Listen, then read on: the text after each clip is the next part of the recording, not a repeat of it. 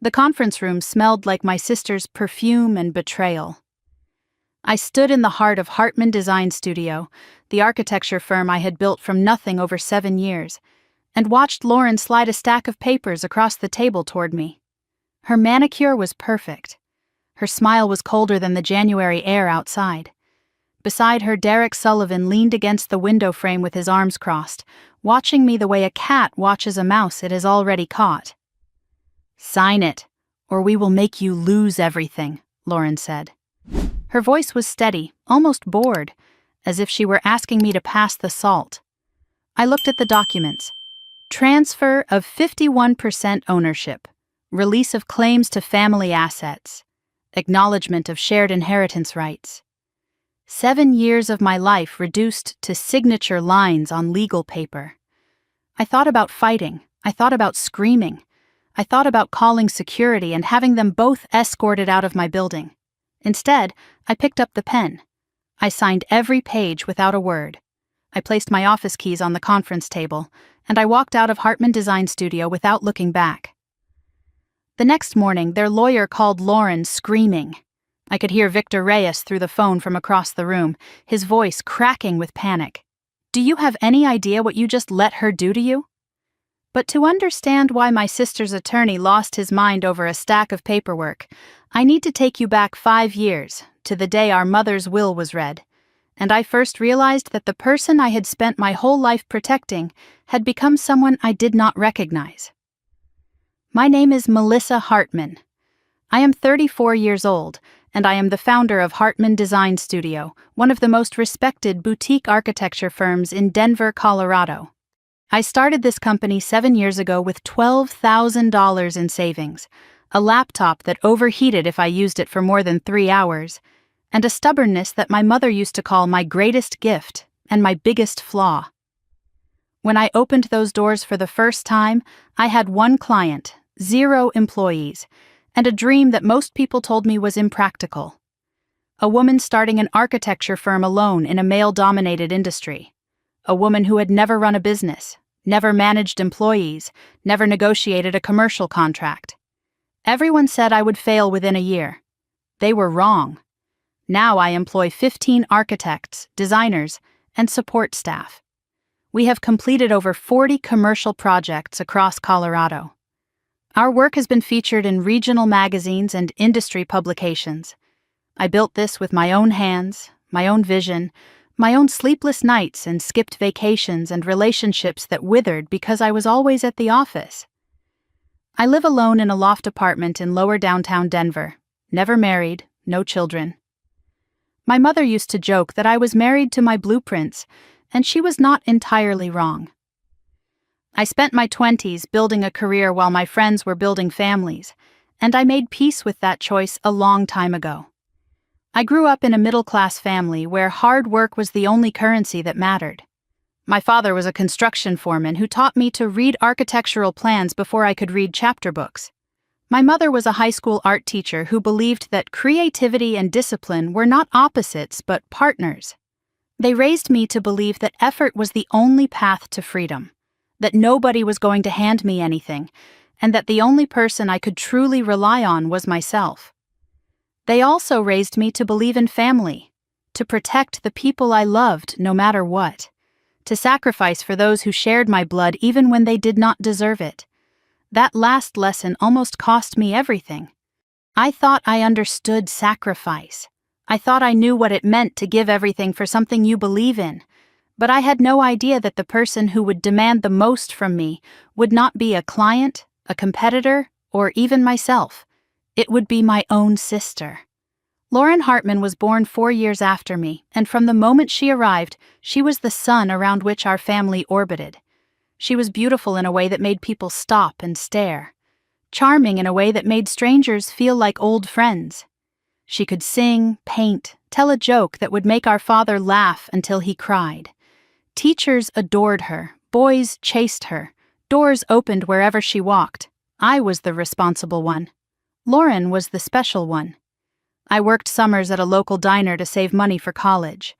Lauren got a car for her 16th birthday. I graduated with honors, worked 2 jobs, paid my own tuition. Lauren dropped out of college sophomore year because she wanted to find herself. I built a business from nothing. Lauren bounced between passion projects that never materialized into anything real. After dropping out, Lauren moved to Las Vegas for what she called a fresh start. She came back 2 years later with credit card debt that would have made our parents weep, and a gambling habit she dismissed as just entertainment.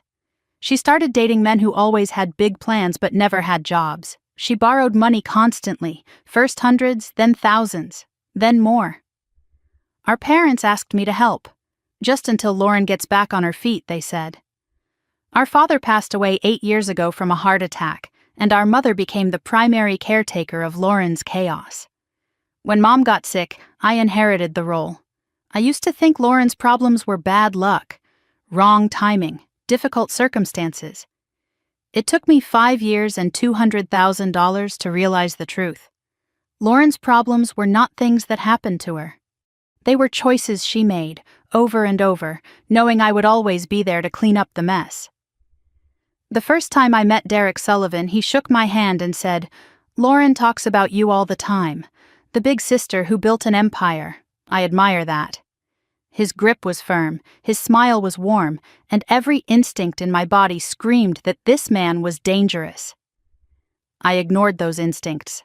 That was my first mistake. Lauren met Derek at a casino in Black Hawk, Colorado's gambling town, about 3 years ago. She was playing blackjack and losing badly. He bought her a drink and told her she was too beautiful to be losing money alone. Within a month, they were living together. Derek was 41 years old, silver-haired, well-dressed, and spoke like a man who had never doubted himself in his life. He called himself an entrepreneur and investor, though he could never quite explain what he actually did. He dropped names like confetti, mentioned deals that were always about to close, drove a leased BMW, and wore watches that looked expensive from a distance but felt cheap up close. I noticed the red flags immediately. The way he answered questions about his work with more questions about mine. The way his phone was always face down. The way he touched Lauren possessively whenever other men were around. The way he asked detailed questions about my business, my revenue, my clients, as if he were conducting due diligence on an acquisition target. When I expressed my concerns to Lauren, she accused me of being jealous. "You just cannot stand that I found someone who believes in me," she said. Derek positioned himself as Lauren's protector against her controlling family. Classic isolation tactic. I recognized it. I just could not stop it.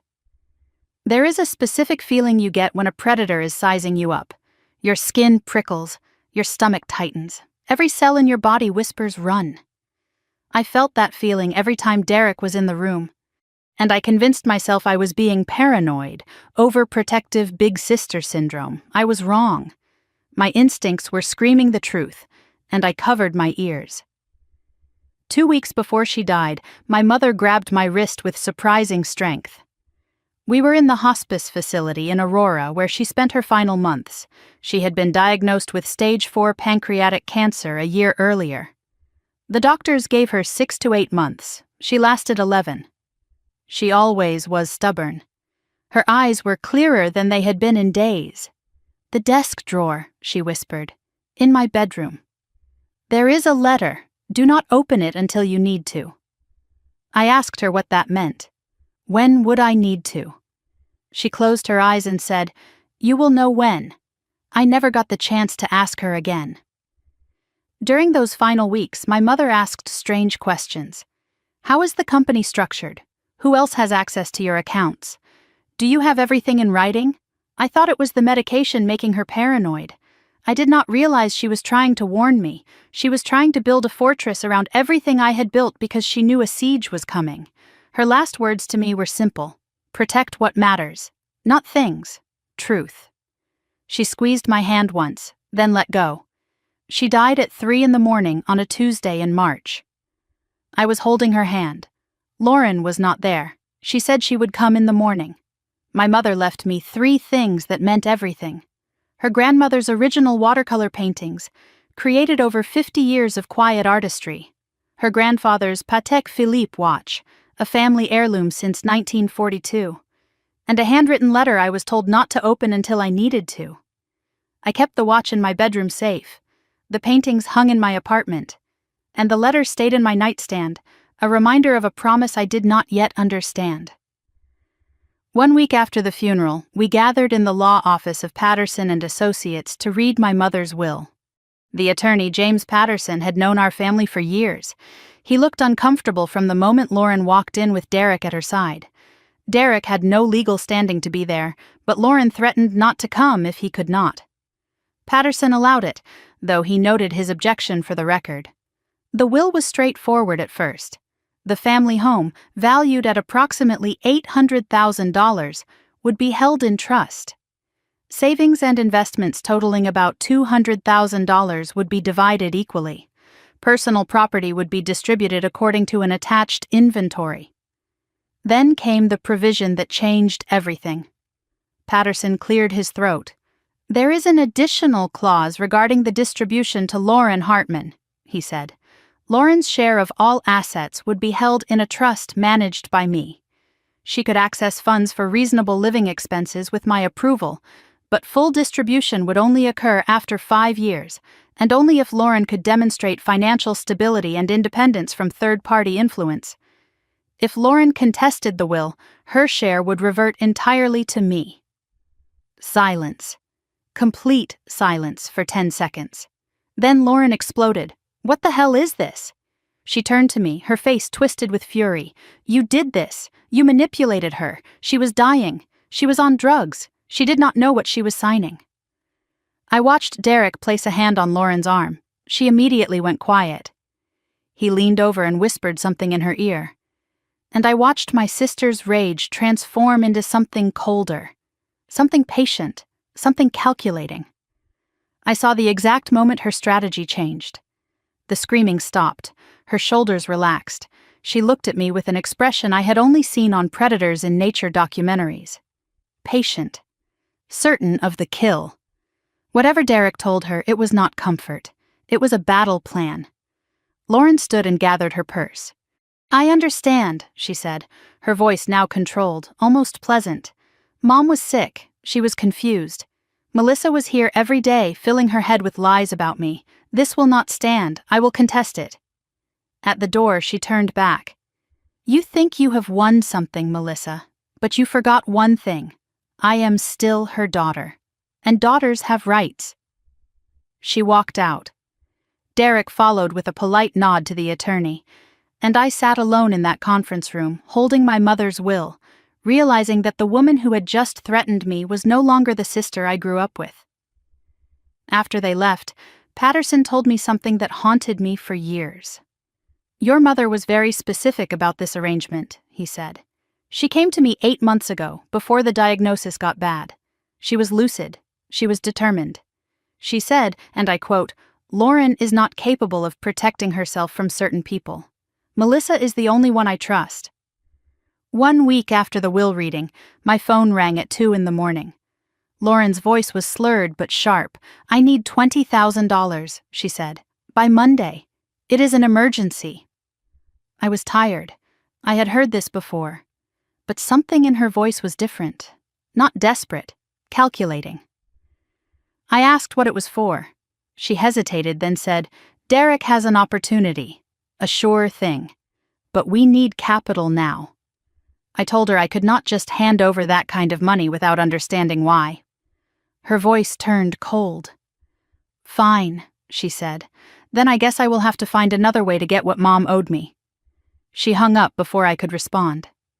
I sat in the dark, my mother's letter still unopened in my nightstand, and I knew with the certainty that only comes at 2 a.m. that my sister had just declared war. I just did not know yet that she had already been planning her attack for months. That 2 a.m. phone call was not the first time Lauren had asked me for money. It was not even the 10th. But it was the moment I realized that saying yes had become a reflex, not a choice. To understand how I became my sister's personal bank account, I need to take you back 4 years, to the night everything started. 4 years before the signing, I was 29 years old, and finally breathing. Hartman Design Studio was 3 years old and had just turned its first real profit. I had landed my first major commercial contract, a boutique hotel renovation in Cherry Creek worth more than everything I had earned in the previous 2 years combined. Life was good, busy, exhausting in the best possible way. I was sitting at my kitchen table at 11:47 on a Tuesday night, reviewing blueprints and drinking cold coffee when my phone rang. Lauren's name lit up the screen. I almost did not answer. I had a presentation in the morning and needed sleep more than I needed another conversation about her latest drama. But she was my sister. So I picked up. Her voice was shaky. She had been crying. "Melissa, I messed up. I really messed up this time." I put down my pencil and gave her my full attention. What happened? The confession came out in fragments. She owed $18,000 in credit card debt. Her landlord was evicting her because she was 3 months behind on rent. She had lost her waitressing job because of what she called a disagreement with the manager. She had nowhere to go and no one else to call. I should have asked more questions. I should have demanded to see the credit card statements, the eviction notice, proof of anything she was telling me. I should have asked how a waitress accumulated $18,000 in debt in less than a year. Instead, I said the words that would cost me over $200,000 over the next 4 years. How much do you need? I agreed to pay off the credit card debt and cover 3 months of back rent. $22,000, almost my entire emergency fund. Lauren promised this was a wake-up call. She swore she would pay me back. She said she was going to get sober, though I had not known until that moment that she had a drinking problem. She was going to take online classes to finish her degree. She was going to get a real job and start saving money like a responsible adult. I made her sign a promissory note. She rolled her eyes but agreed. I set up a budget spreadsheet for her to follow. I offered to help her find a job through my professional network. I did everything a responsible older sister would do to help her sibling get back on her feet. Week 1, Lauren was grateful. She texted me daily with updates about job applications and apartment hunting. Week 2, the texts slowed down. Week 3, she missed our scheduled check-in call. Week 4, I discovered she had never enrolled in the online classes she promised to take. When I confronted her, she said she needed time to decompress before starting school. She had found a part-time job at a boutique, just temporary, while she figured things out. She was doing better. She just needed space. I wanted to believe her. I needed to believe her, because if Lauren was lying, it meant I had just spent $22,000 buying myself a temporary illusion of peace. And I was not ready to admit that my sister had learned how to use my love as a credit line. 3 months after the first rescue, Lauren called me with news. Her voice was different this time, excited, hopeful, almost giddy. "Melissa, I met someone. He is amazing. You have to meet him." I agreed to dinner, cautiously optimistic that maybe this was the change Lauren needed. A stable relationship, someone to ground her, someone to help her become the person I still believed she could be. The restaurant was upscale, a place in lower downtown that I had always wanted to try but could never justify the expense. Derek Sullivan had insisted on paying, Lauren told me as we waited for him to arrive. He wanted to make a good impression. He walked in wearing a charcoal suit with silver cufflinks, the kind of man who knew exactly how good he looked and expected everyone else to notice. 41 years old, salt and pepper hair, a tan that came from golf courses rather than outdoor labor. His handshake was firm. His eye contact was direct. His smile was practiced to perfection. "Lauren talks about you all the time," he said, settling into his chair like he owned the place. The big sister who built an empire from nothing. I have tremendous respect for entrepreneurs. It takes a certain kind of person to bet everything on themselves. I asked him what he did for a living. He said he was an entrepreneur and investor, specializing in emerging opportunities. I asked what kind of opportunities. He talked for 5 minutes without actually answering the question. He mentioned deals that were about to close, partners who were household names in certain circles, projects that would revolutionize industries I had never heard of. He ordered the most expensive wine on the menu without looking at the price. He asked detailed questions about my business. How many employees did I have? What was my annual revenue? Who were my major clients? I deflected most of his questions, but he kept circling back, always casual, always curious, always just a little too interested. I watched him touch Lauren throughout dinner, his hand on her back, his arm around her shoulder, his fingers brushing her wrist when she spoke. The touches were possessive, not affectionate. He was marking territory, not showing love. There is a specific feeling you get when a predator is sizing you up.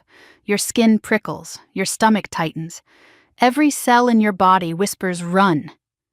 I felt that feeling the entire dinner, and I convinced myself I was being paranoid. Protective big sister syndrome, I told myself. Jealousy that Lauren found someone before I did. I was wrong. My instincts were screaming the truth, and I covered my ears. That night, I could not sleep. Something about Derek did not add up. The expensive clothes but vague income. The name-dropping but no verifiable connections. The questions about my business disguised as friendly interest. At 1 a.m, I opened my laptop and typed Derek Sullivan, Phoenix, Arizona into the search bar. The results made my stomach drop. The first article was from a local Phoenix news outlet, dated 3 years earlier. The headline read, "Scottsdale investor accused of fraud in real estate scheme." According to the story, Derek Sullivan, then 38, had allegedly collected over $400,000 from investors for a development project that never existed. The case was settled out of court with no admission of guilt. The second article was from the Arizona Republic, 18 months old. 3 more investors had come forward claiming Derek Sullivan misrepresented investment opportunities. Civil suits were pending. The third result was a small-town Texas newspaper from 6 years earlier. A marriage announcement. Derek Sullivan and Sarah Mitchell. I searched further and found divorce records. They separated after 2 years. Sarah Mitchell had filed for sole custody of their 2 children, citing financial instability and deception. My hands were shaking as I took screenshots of everything. I printed the articles and put them in a folder. I rehearsed what I would say to Lauren. I imagined her face when she realized she was dating a con artist. I was so certain that the truth would set her free. I had no idea that my sister already knew exactly who Derek Sullivan was, and she did not care. The next day, I invited Lauren to coffee. Just the 2 of us, no Derek. I brought the folder of printouts. She arrived late, glowing, talking about how wonderful Derek was, how he understood her in ways no one else ever had, how he believed in her potential. I slid the articles across the table. "Lauren, I need you to look at these." She glanced at the headlines, then pushed the papers back toward me. "I know." I stared at her. "You know? Derek told me everything." Those were misunderstandings. The investors were greedy. They wanted too much too fast. The first wife was crazy. She made up lies to get custody. He was targeted because he was successful. People were jealous. She looked at me with an expression I did not recognize. "You do not understand him like I do. Lauren, this is a pattern. He has done this before." She stood up so fast her chair scraped against the floor. "You think everyone is out to get me. You have never trusted my judgment. I have spent $22,000 on your judgment in the last 3 months. Her eyes went cold. "That is what this is about? Money? You want to control me like Mom does? That is not fair." "No, what is not fair is having a sister who only helps me so she can hold it over my head." She grabbed her purse and looked at me with an expression I had never seen before. Not anger, not hurt, contempt. "Derek was right about you. He said you would try to break us up. He said you could not handle me being happy." She walked out, and I sat alone with my coffee growing cold, realizing that I had just watched my sister choose a con man over her own family. And there was nothing I could do to stop her. Over the next 12 months, the pattern established itself. Lauren would cut contact for weeks after every disagreement. Then the calls would start again. Always about money. Derek's investment opportunity needed seed capital, $8,000. Lauren's car broke down and she needed repairs, $3,000. Derek's ex-wife was harassing them and they needed a lawyer, $5,000. The rent was late again, $2,000. Derek had a sure thing but needed cash immediately. $15,000. I kept saying yes. I told myself I was protecting Lauren, keeping her safe, maintaining a connection so I could be there when she finally woke up. But the truth was simpler and uglier. I was afraid of losing my sister entirely, afraid of what would happen if I said no, afraid that cutting her off would mean admitting she was already gone. I started keeping a spreadsheet tracking every dollar I gave her. Month 1, $4,000. Month 3, $7,000. Month 6, $12,000. By the end of the first year, the total was $45,000. More than I had spent on my first car, more than I had saved for retirement. Money I could have used to grow my business, to hire help, to finally take a vacation. But I did not track the other costs. The sleepless nights, the anxiety every time my phone rang, the way I flinched when I saw Lauren's name on the caller ID, the growing resentment I could not admit to myself. I passed on a conference in New York because I could not afford it after Lauren's latest emergency. I delayed hiring a project manager because the money went to Derek's lawyer. I worked longer hours to compensate for the financial drain, burning out slowly while my sister spent my money on casino trips and designer clothes. I kept that spreadsheet hidden in a folder labeled Tax Documents because I was ashamed. Ashamed that I kept giving. Ashamed that I could not say no. Ashamed that every time I swore this was the last time, I would hear Lauren's voice break and my resolve would crumble. $45,000 in 1 year. That is how much it costs to learn that helping someone who does not want to change is not generosity. It is complicity. 1 year after the pattern began, my phone rang on a Tuesday afternoon. I was in a client meeting, reviewing plans for a retail renovation, when my mother's number appeared on the screen. She called twice in rapid succession. That was our emergency signal. I excused myself and answered in the hallway. Her voice was strange, too calm, too controlled. "Melissa, I am at St. Joseph's Hospital. I need you to come." I raced across town, my mind cycling through worst-case scenarios. A fall, a stroke, a car accident.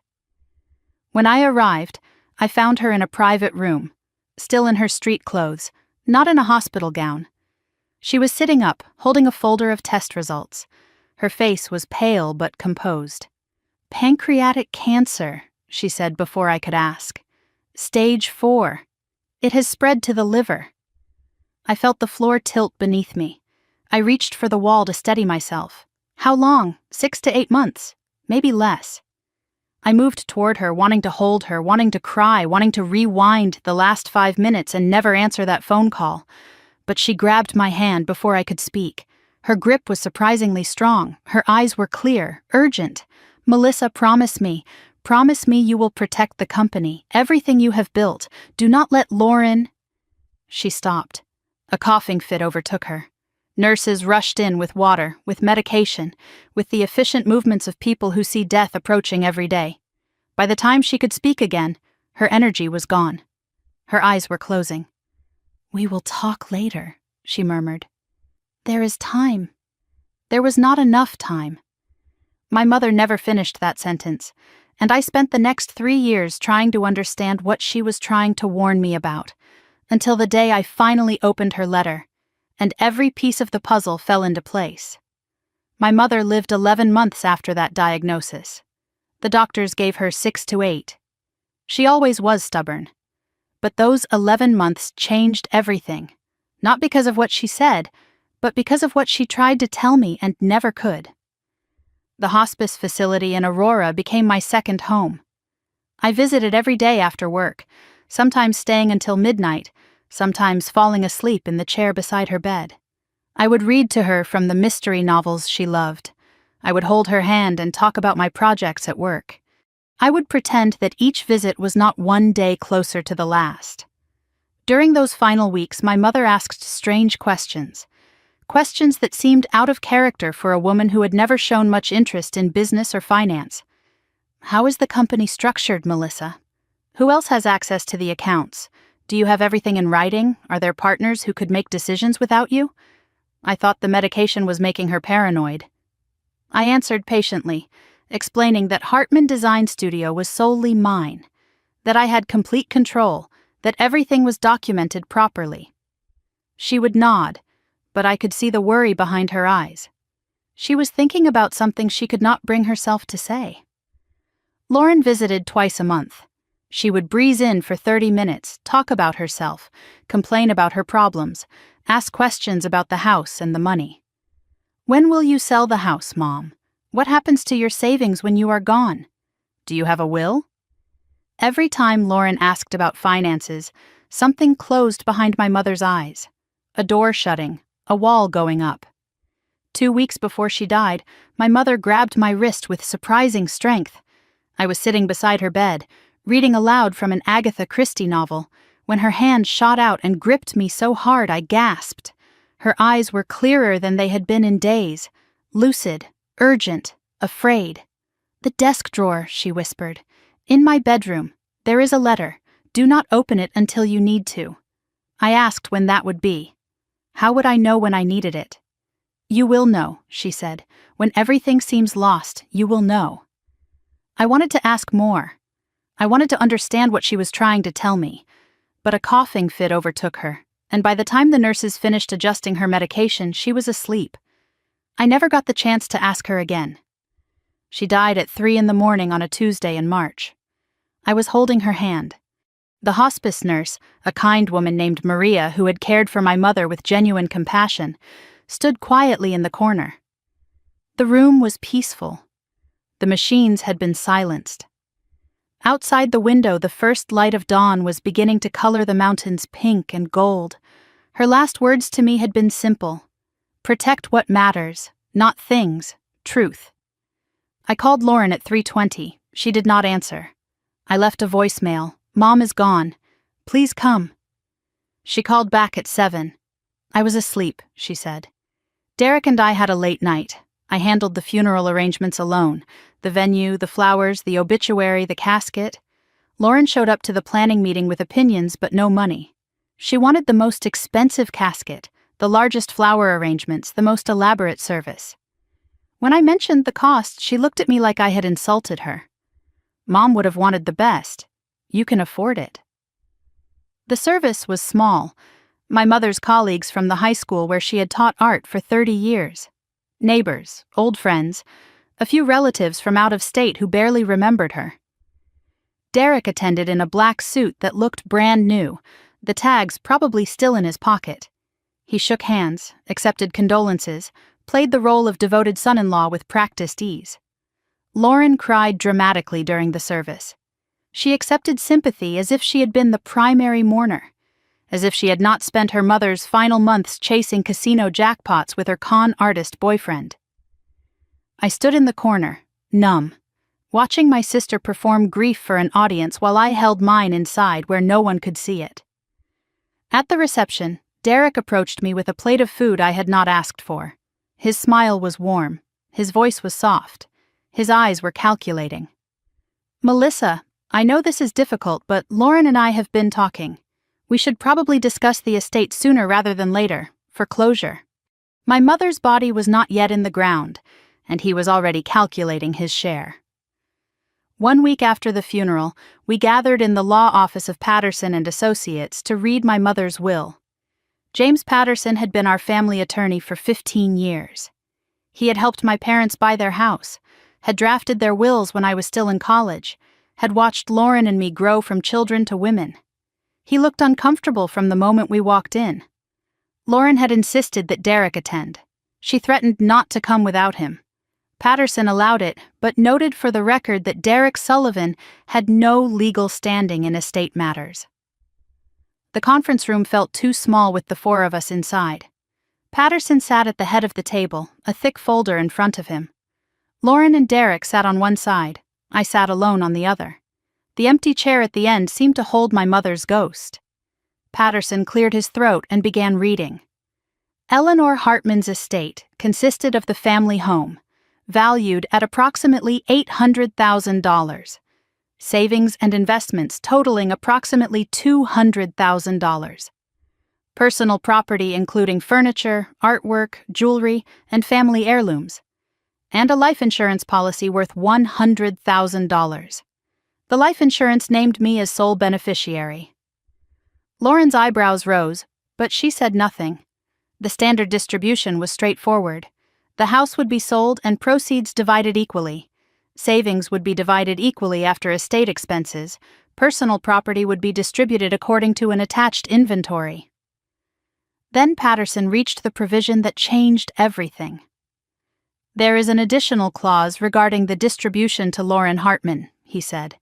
His voice was careful, measured, as if he were handling explosives. "Lauren's share of all assets would be held in a trust managed by me for a period of 5 years. She could access funds for reasonable living expenses with my approval, but full distribution would occur only after she demonstrated financial stability and independence from third-party influence. If Lauren contested the will, her entire share would revert to me." Silence. 10 seconds of absolute silence. Then Lauren exploded. "What the hell is this?" She turned to me, her face twisted with fury.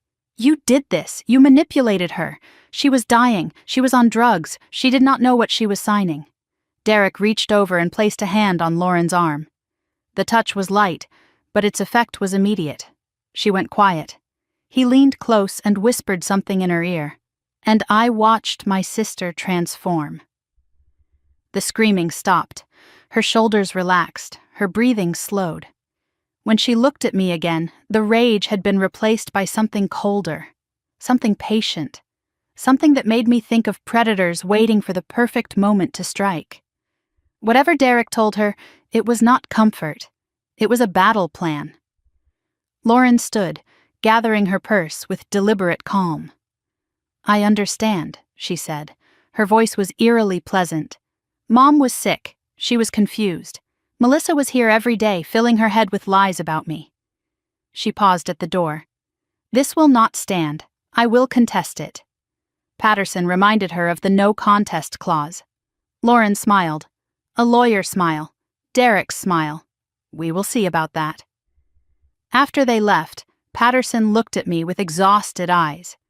"Your mother was very specific about this arrangement," he said. "She came to me 8 months ago, before the diagnosis got bad. She was lucid. She was determined." He paused, remembering. She said, and I quote, "Lauren is not capable of protecting herself from certain people. Melissa is the only one I trust." I asked if she had said who those certain people were. She did not name names, but she asked me a strange question before she left. He hesitated.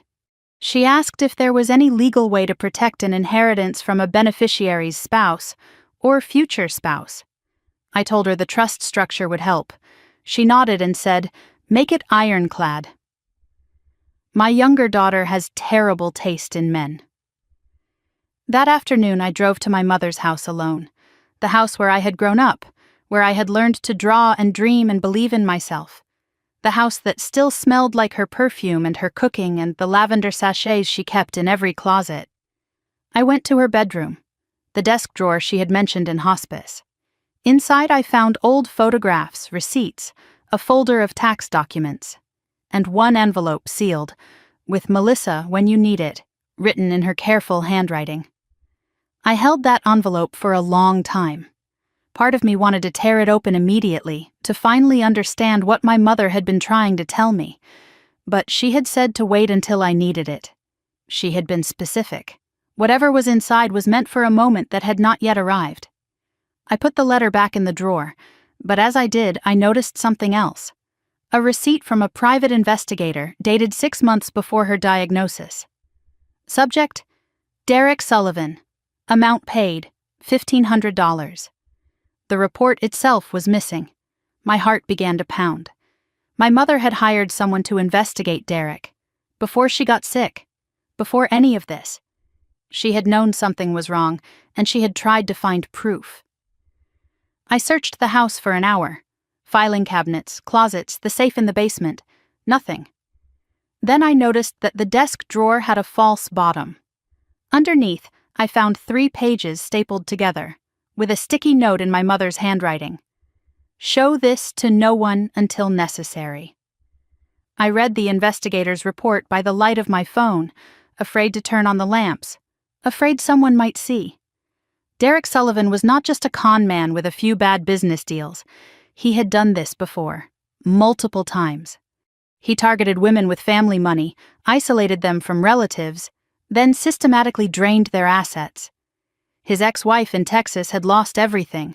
The investor in Phoenix had declared bankruptcy. And now he had found Lauren. My mother knew. She knew everything. And she had tried to build a fortress around me with her will, knowing she would not live to see if it held. That night, I called my college roommate Rachel Chen. We had drifted apart after graduation, but she had become one of the most respected family law attorneys in Denver. She had actually been the one who recommended Patterson to my mother when she needed to update her estate documents. Rachel answered on the second ring. "Melissa, I heard about your mother. I am so sorry. I told her I needed help. I told her I needed discretion. I told her everything." We met at her office the next morning. I brought the will, the investigator's report, my spreadsheet of money given to Lauren over the years. Rachel listened without interrupting. When I finished, she leaned back in her chair and steepled her fingers. "Your mother was smart," she said. "This trust structure is solid. But Lauren can still contest. She can claim undue influence, lack of capacity. It will be expensive for her, and she will probably lose, but she can drag this out for years." "Does she have the money for that kind of fight?" "No," I said. "But Derek might, or he might convince her to find it somehow." Rachel nodded slowly. "Then we need to be prepared.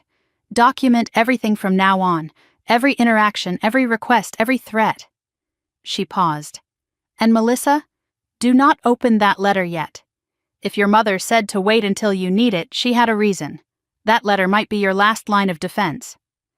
She walked me to the door and said something I did not understand at the time. "Your mother did not just write a will, Melissa. She built a trap. The trust, the conditions, the no contest clause. She was not just protecting your inheritance.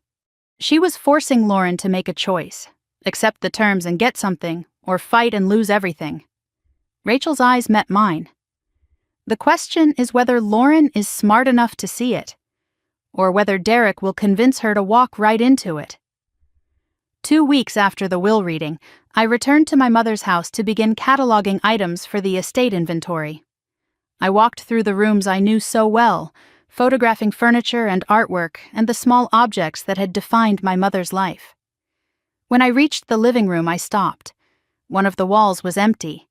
My grandmother's watercolor of the Rocky Mountains, the painting she had created in 1963, the one that had hung in that exact spot for as long as I could remember, was gone. I searched the entire house. Nothing. I checked the inventory Patterson's office had created 2 weeks earlier. The painting was photographed, documented, present. Now it was gone. I checked the locks, no sign of break-in. But Lauren still had a key. My mother had given it to her years ago for emergencies. I called my sister. "The painting is missing. Grandma's Rocky Mountain watercolor." Long pause. "I do not know what you are talking about." "Lauren, that painting was on the wall 2 weeks ago." "Where is it?" Her voice turned cold. "Maybe Mom gave it to me before she died. Did you ever think of that? Not everything belongs to you, Melissa." The line went dead. I stood in my mother's living room, staring at the empty space on the wall, and I understood something that changed everything. Lauren was not going to contest the will in court. She was going to take what she wanted piece by piece, item by item, until there was nothing left to inherit. The war my mother tried to prevent had already begun. And I was losing before I even knew we were fighting. After I discovered the missing painting, I changed the locks on my mother's house. I documented every item in the estate with photographs and video. I hired a security company to install cameras at the front and back doors. And then I waited. For 3 months, nothing happened. Lauren did not call, Derek did not appear, no more items vanished from the house, no threatening letters arrived, no lawyers contacted me with demands. The silence should have been a relief. Instead, it felt like the moment before an earthquake, that strange stillness when even the birds stop singing. I tried to focus on work. The hospital renovation project was in full swing, demanding 70-hour weeks and constant problem-solving. I promoted Marcus Webb to Chief Financial Officer, a decision that would prove to be one of the smartest I ever made. The company was growing faster than I had ever imagined. New clients were calling, new opportunities were emerging. For the first time since my mother's diagnosis, I started thinking about the future. Maybe Lauren had accepted the situation. Maybe Derek had moved on to another target. Maybe the trust provisions in the will had scared them off. I allowed myself to breathe. I allowed myself to sleep through the night without checking my phone every few hours. I allowed myself to believe that the worst was over. That was my mistake. I forgot the most important rule about predators. They do not attack when you are watching. They wait until you look away. The call came on a Tuesday evening, 3 months after the painting disappeared. I was working late at the office, reviewing blueprints for a commercial renovation, when my phone lit up with Lauren's name. I almost did not answer. Every conversation with my sister ended the same way, with her asking for something and me feeling guilty for existing. But something made me pick up. Maybe curiosity, maybe hope, maybe the foolish belief that people can change. Lauren's voice was different. Soft. Broken. The voice of someone who had been crying for hours and had finally run out of tears. "Melissa, I know I do not deserve to call you." She paused, sniffling. "I have been doing a lot of thinking. About Mom. About us. About everything." I waited, saying nothing. "I think I have a problem. A real problem." Her voice cracked. "Derek and I have been fighting. He wants me to do things I do not want to do. Things that scare me." I felt my guard lowering despite myself. "What kind of things?" She did not answer directly. "I need help, Melissa. Real help this time. Not money for bills or rent or Derek's schemes. I want to go to rehab. I want to get clean. I want to start over." I closed my eyes. Every instinct screamed that this was a trap. But Lauren sounded genuinely scared. What if this was real? What if she was finally ready to change? What if I said no and something terrible happened? "There is a treatment center in Aspen," she continued. 60 days. It is supposed to be the best. It costs $35,000. I know that is a lot. I know I have no right to ask. But if I do not go now, I do not know what Derek will make me do.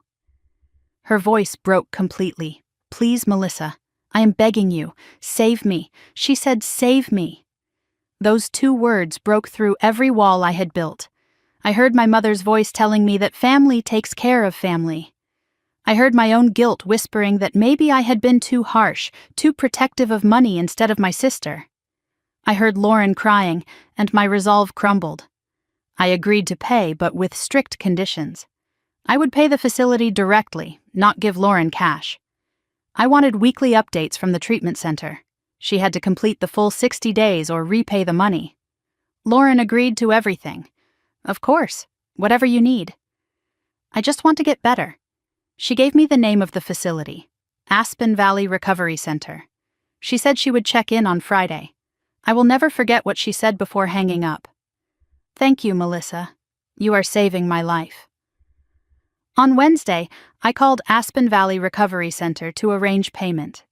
The admissions coordinator was professional and kind, but when I asked about Lauren Hartman's application, there was a long pause. "I am sorry, but we have no record of anyone by that name inquiring about our program." I called Lauren immediately. "They do not have your application." She had an explanation ready. "I was going to apply after I knew you would pay. I did not want to waste their time if it was not going to happen." I insisted on making the reservation myself. I booked a room starting Friday, paid the $35,000 deposit with my credit card, and offered to drive Lauren to Aspen personally. "No," she said quickly. "Derek will take me. It is fine. I do not want to make a scene." Friday came. At 3 in the afternoon, I called the facility to confirm my sister had arrived. "Miss Hartman has not checked in yet." I called Lauren. No answer. I called Derek. Straight to voicemail. 6 o'clock, 7 o'clock, 8 o'clock, nothing. Saturday morning I called Aspen Valley again. The admissions coordinator sounded uncomfortable. "We received a cancellation request yesterday morning. The deposit was refunded to the card on file." I checked my credit card statement. No refund. I checked my email. There was a forwarded confirmation from Aspen Valley, but it had been sent to an address I did not recognize. Someone had accessed my email and redirected the refund to a different account. $35,000. Gone. Not to a treatment center. Not to help my sister recover.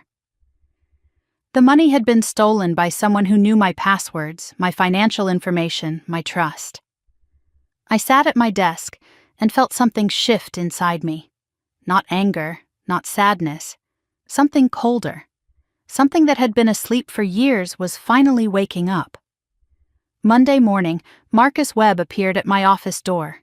He was 53 years old, a former forensic accountant who had left corporate life to work somewhere that mattered. He had been with Hartman Design Studio since year 2, and he noticed everything. "We need to talk," he said, closing the door behind him. "Something is wrong with the system." He placed a printed report on my desk. 47 failed login attempts to our financial system over the past 2 weeks, all using your personal email as the username. The IP address traces to a residential location in Aurora. My stomach dropped. Aurora was where Lauren and Derek lived. "Someone has been trying to access our bank accounts," Marcus continued. "They know your email but not your password. If they had gotten in, they could have transferred funds, altered records, destroyed everything we have built." I stared at the report. The attempts had stopped 3 days ago, right before Lauren's rehab call. "This was not random," Marcus said. "Someone is probing for weaknesses, testing what they can take. And the timing, right before your sister asked for money, is not a coincidence." I told Marcus everything: the will, the missing painting, the fake rehab, the email hack. It was the first time I had told anyone at work about my family situation. He listened without judgment, his expression growing darker with each revelation. When I finished, he leaned forward with the expression of a man who had seen financial crimes before. "Melissa, I need to ask you something, and I need you to be honest. Is there any chance your sister or her boyfriend could have physical access to your computer? Your phone? Your apartment?" I thought about the spare key I had given Lauren 2 years ago when I traveled for a conference. The key I had never asked her to return. "Yes," I said, "there is." That afternoon I changed every password I had. I enabled 2-factor authentication on every account. I changed the locks on my apartment. And I called Rachel Chen. "You need more than security updates," Rachel said. "You need information. Your mother hired a private investigator before she died. That report gave you a glimpse, but it is 2 years old. You need to know what Derek has been doing since." She recommended an investigator named Samuel Torres, former FBI, now private practice. His office was in a nondescript building downtown, the kind of place you could walk past 1,000 times without noticing. He was 62 years old with a gray beard and eyes that seemed to see through walls. I brought him everything: the old investigator's report, the financial records, the login attempts, the rehab scam. He reviewed it all without expression, occasionally making notes in a leather-bound notebook. 2 weeks later, he called me back to his office. The report he handed me was 15 pages long, single-spaced. Derek Sullivan's real history was worse than I had imagined. 4 civil lawsuits in 3 states: Arizona, Texas, Nevada. 1 suspended sentence for wire fraud in Texas, first offense, plea deal. His ex-wife, Sarah Mitchell, had filed for divorce citing financial abuse and deception. A clear pattern emerged from the documents. He targeted women with family wealth. He isolated them from relatives. He drained their resources systematically. And he had no legitimate income source identified in 18 months. But the last page was what stopped my heart. Torres had created a timeline. Derek Sullivan met Lauren Hartman at Black Hawk Casino 14 months ago. 1 month later, he moved into her apartment. 2 months after that, the first request for money came to me. 3 months after that, my mother hired her own investigator. Torres had highlighted one sentence: Subject appears to select targets based on family financial profiles researched prior to initial contact. Derek had not stumbled upon my sister by accident. He had hunted her, and through her, he was hunting me. Torres had obtained additional evidence during his investigation. Security footage from Black Hawk Casino, from the night Lauren and Derek supposedly met by chance. The footage showed Derek arriving at the casino alone, walking directly to the blackjack tables. But he did not gamble, he watched. For 45 minutes he observed the room, his eyes scanning the players like a hawk searching for prey. When he finally approached Lauren, she had been losing badly for hours. He already knew her name. Torres dug deeper. 3 weeks before that night, someone had searched public records for Eleanor Hartman's property holdings. The search originated from a Phoenix IP address, Derek's previous residence. He had researched my family before he ever set foot in that casino. He knew about my mother's house, its value. He found my mother's daughters through property records. He discovered Lauren had a gambling problem through social media posts she later deleted. He knew exactly where to find her and exactly what to say. I watched that footage 3 times. The way Derek circled Lauren like a shark sensing blood in the water. The way he waited until she was emotionally vulnerable, down $2,000 and drinking too much. The way he offered to buy her a drink with a smile that now looked less like charm and more like a trap snapping shut. My sister did not find a boyfriend. She was recruited by a predator. And I had spent 2 years blaming her for her own victimization when the truth was more complicated and more terrifying. 1 week after receiving Torres's report, an email arrived from the law offices of Victor Reyes and Associates. The subject line read, "Notice of intent to contest estate of Eleanor Hartman." Lauren was formally contesting our mother's will. The grounds cited were undue influence, lack of testamentary capacity, and fraud. The document claimed that Eleanor Hartman had been manipulated by her elder daughter during a period of mental incapacity caused by terminal illness. It demanded immediate removal of all trust restrictions and equal distribution of estate assets. If I did not comply within 30 days, Lauren would file suit. The letter mentioned additional evidence of my alleged financial manipulation of our mother. Victor Reyes was known as the most aggressive estate litigation attorney in Colorado. His fees started at $500 per hour. Someone was paying for this fight, someone who expected a big payout. I forwarded the email to Rachel Chen with a single sentence. "They just declared war. Tell me how to win." I sat in my office, the investigator's report on one side of my desk and the lawsuit thread on the other, and I realized something that changed everything. My mother had not just written a will. She had drawn a line in the sand and dared Lauren to cross it. Now Lauren had crossed it. And buried somewhere in Torres's 15 pages was the ammunition I needed to end this, not by running away, not by paying them off, but by letting them destroy themselves. I just had to figure out how. Victor Reyes did not wait 30 days. He filed the lawsuit in 11. I received the official court summons on a Wednesday morning, hand-delivered to my office by a process server who looked almost apologetic. "Sorry, ma'am," he said as he handed me the envelope. "Just doing my job." I wanted to tell him that everyone involved in what was about to happen would probably say the same thing.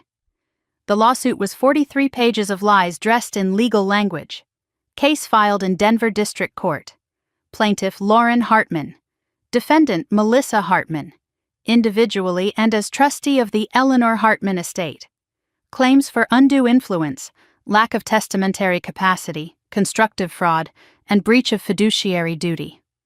Relief sought included removal of all trust restrictions, equal distribution of estate assets, and compensatory damages. I read the specific allegations 3 times, each time finding new distortions of reality. According to the complaint, I had isolated our mother during her final months. I had suggested the trust provisions while Eleanor was mentally incapacitated by medication. I had mismanaged estate assets for personal benefit. I had refused reasonable requests for Lauren's rightful inheritance share. The document painted me as a calculating manipulator who had preyed on a dying woman. Lauren was portrayed as a concerned daughter denied her birthright by a greedy sister. There was no mention of the gambling, no mention of the debts, no mention of the missing painting, no mention of the $35,000 rehab scam. Page 7 contained a paragraph that made me stop breathing. Defendant Melissa Hartman maintained exclusive control over Eleanor Hartman's medical decisions, visitors, and communications during her final weeks, systematically preventing plaintiff from meaningful contact with her dying mother.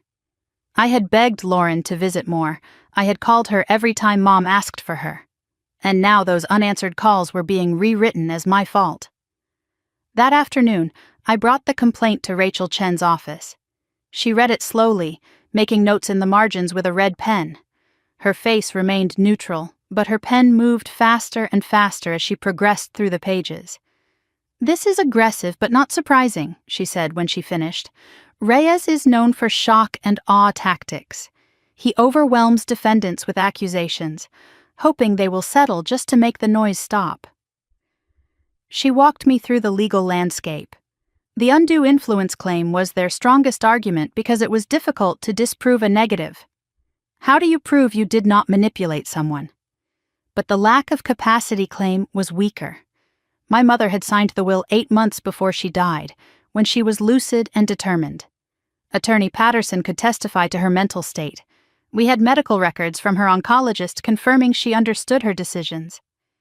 "Here is what you need to understand," Rachel said, leaning forward. "They do not expect to win this in court. Litigation like this costs hundreds of thousands of dollars. It can take 2 to 3 years. They are betting you will settle to make it go away." She explained the economics. Victor Reyes was probably working on contingency, meaning he got a percentage of whatever Lauren received. That meant someone had convinced him the payout would be worth his time.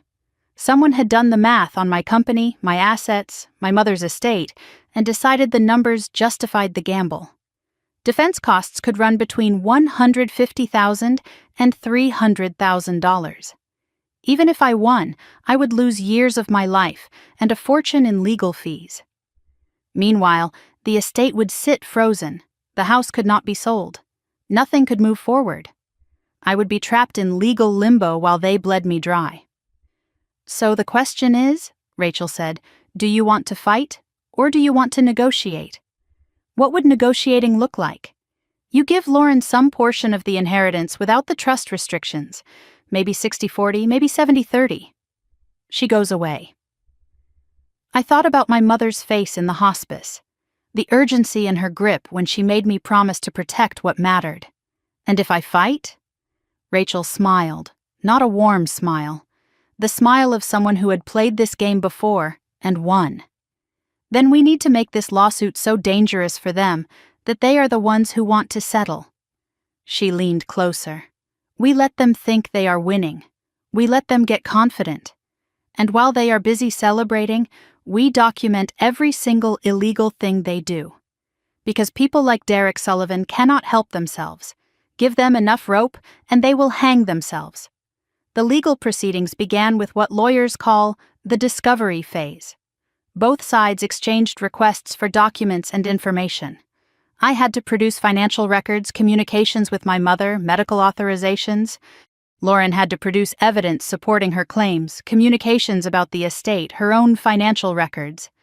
I provided everything Patterson's office had: medical records showing Eleanor's lucidity when the will was signed, correspondence showing my attempts to include Lauren in our mother's care, the unanswered calls, the missed visits. Bank statements proving my management of the estate had been transparent and appropriate. Lauren provided almost nothing. Vague references to witnesses who would testify to Eleanor's confusion. No documentary evidence of undue influence. Financial records that were suspiciously incomplete, with large gaps where casino losses and Derek's failed investments would have appeared. The depositions went badly for their side. Attorney Patterson testified that Eleanor Hartman was lucid, determined, and specific about her wishes. The hospice nurse confirmed that I visited daily, while Lauren visited rarely. The attending physician confirmed that Eleanor understood her decisions and was not impaired when she signed the will. After the physician's deposition, Victor Reyes approached me in the hallway outside the conference room. His smile was professional, but something in his eyes had changed. "Miss Hartman, I want you to know this is not personal. I am just representing my client's interests." He handed me his business card. "If you ever want to discuss a resolution, call me directly. Sometimes these things are better handled without all the formality." I took his card and said nothing. But I noticed his hand was shaking. Something had changed. He was not confident anymore. He was worried. The evidence was not supporting his case, and the depositions were making his client look like exactly what she was: a liar. While the lawsuit proceeded through the courts, Rachel advised me to increase security at my mother's house, not just to protect the remaining assets, but to gather evidence of any ongoing theft. "If they are stealing from the estate, we need proof," she said. "Proof changes everything. Proof turns a civil dispute into a criminal matter. Proof gives us leverage they cannot counter." I hired a security company Torres recommended. They installed cameras throughout the house, exterior and interior. The cameras were motion-activated, high-definition, with cloud storage that could not be tampered with. They were disguised as smoke detectors and carbon monoxide alarms. No one would know they were there. Rachel reviewed the setup carefully. Colorado is a one-party consent state for audio recording, but I was not a party to conversations happening in my mother's house when I was not there. So we configured the cameras for video only. No audio capture. It was legal. It was discreet. It was a trap. For 3 weeks, nothing happened. The cameras captured raccoons in the backyard, a stray cat on the porch, the lawn service mowing the grass. I started to wonder if I was being paranoid, if Lauren and Derek had moved on to other schemes, if the lawsuit was their only play. Then, at 2:47 on a Thursday morning, my phone buzzed with a motion alert. I opened the security app and watched in real time as Derek's BMW pulled onto the side street behind my mother's house. The headlights went dark. 2 figures emerged from the car, Lauren at the back door with a key I had thought I had deactivated. The locksmith must have given her a copy before changing the locks. They entered the house, flashlights scanning the darkness. I watched my sister walk through our mother's home at 3 a.m, opening drawers, checking closets, moving from room to room like she was shopping at a store where everything was free. Derek followed behind her with a large duffel bag. They were not looking for documents or sentimental items. They were loading up anything valuable they could carry. The cameras captured 47 minutes of footage across 6 rooms. Lauren and Derek moved systematically through the house, taking inventory like professional burglars. They took 2 more of grandmother's watercolor paintings.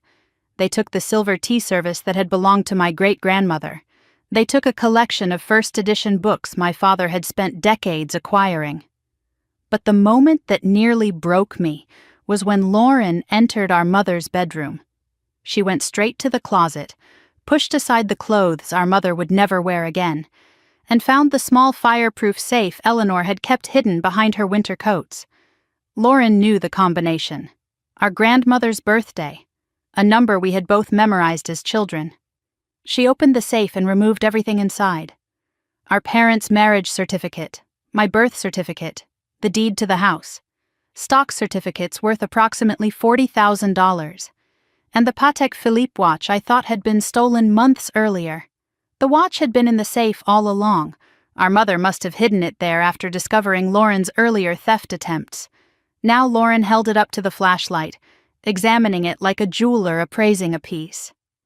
She smiled. Derek took a photograph of her wearing it. When they finished, the duffel bag was full. Derek carried it out the back door while Lauren paused at the threshold. She looked around the kitchen one last time, the kitchen where we had learned to cook together as children, where our mother had taught us to balance a checkbook and believe in ourselves. Lauren's lips moved. The cameras had no audio, but I could read what she said. She will never know. I saved the footage to 3 separate locations: cloud storage, external hard drive, a flash drive that I gave to Rachel the next morning. Then I did the hardest thing I had ever done in my life. Nothing. I went back to bed.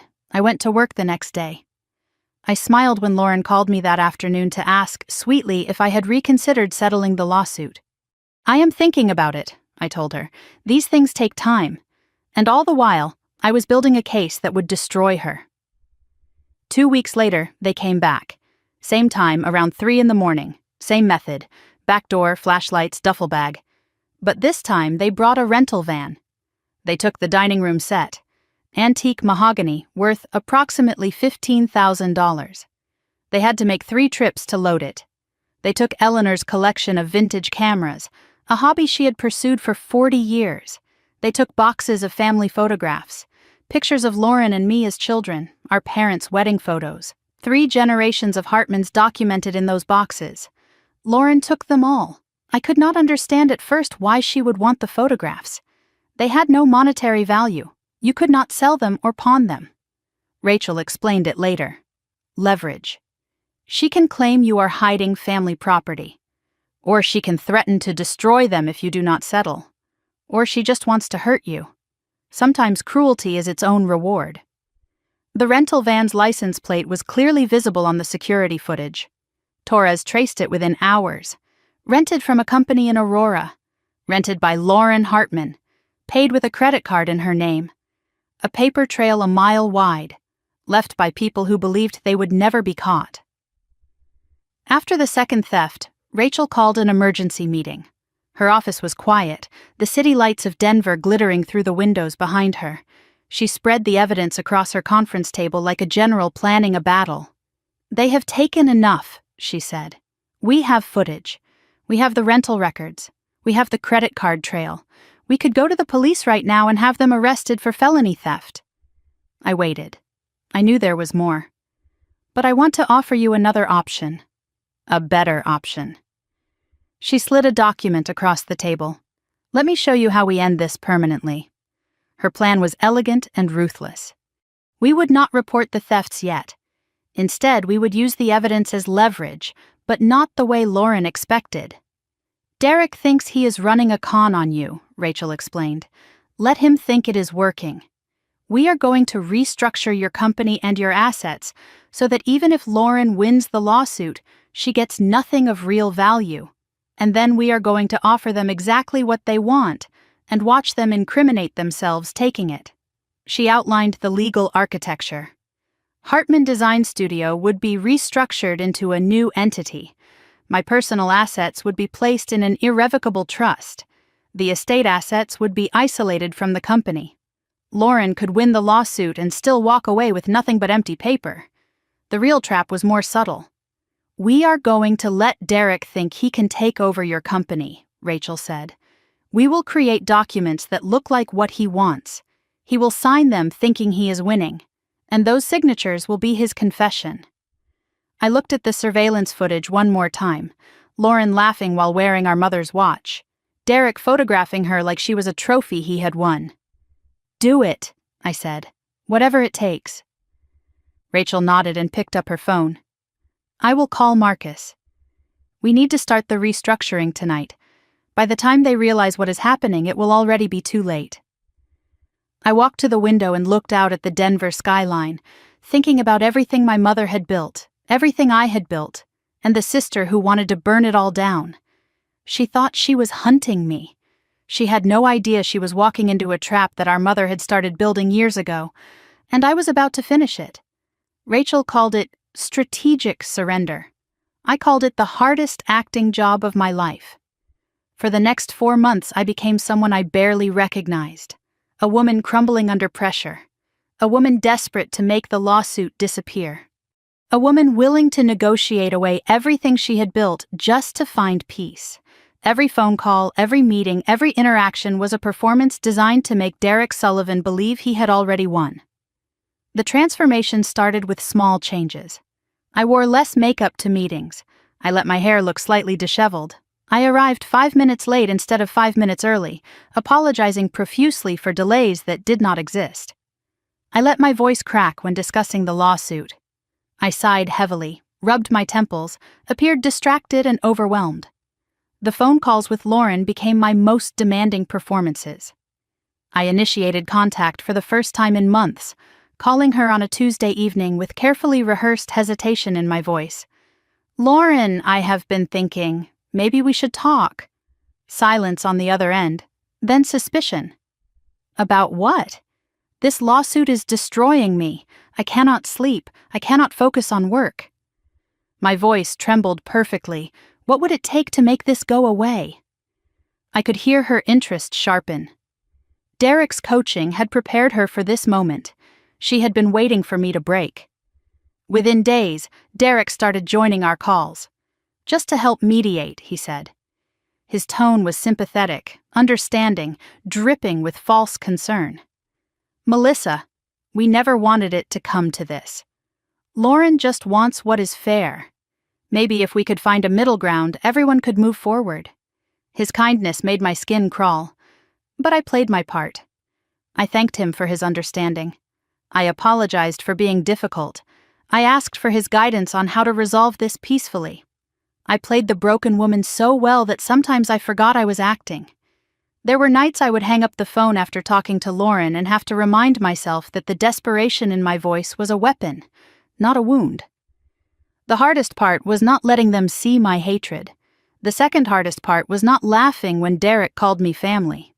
While I performed weakness for my sister and her boyfriend, Rachel and Marcus and I worked through the nights rebuilding everything behind the scenes.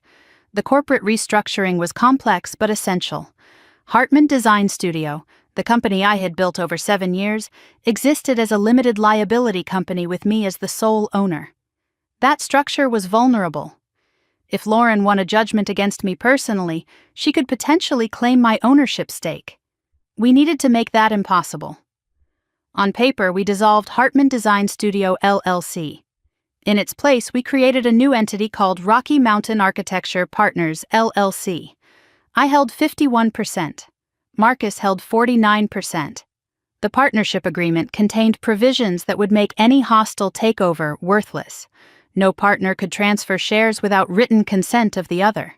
Any attempt to seize shares through legal judgment would result in automatic buyout at book value, which meant pennies on the dollar compared to actual worth. The operating agreement explicitly superseded any court order regarding individual partner assets. Marcus had right of first refusal on any share sale. The genius of this structure was simple.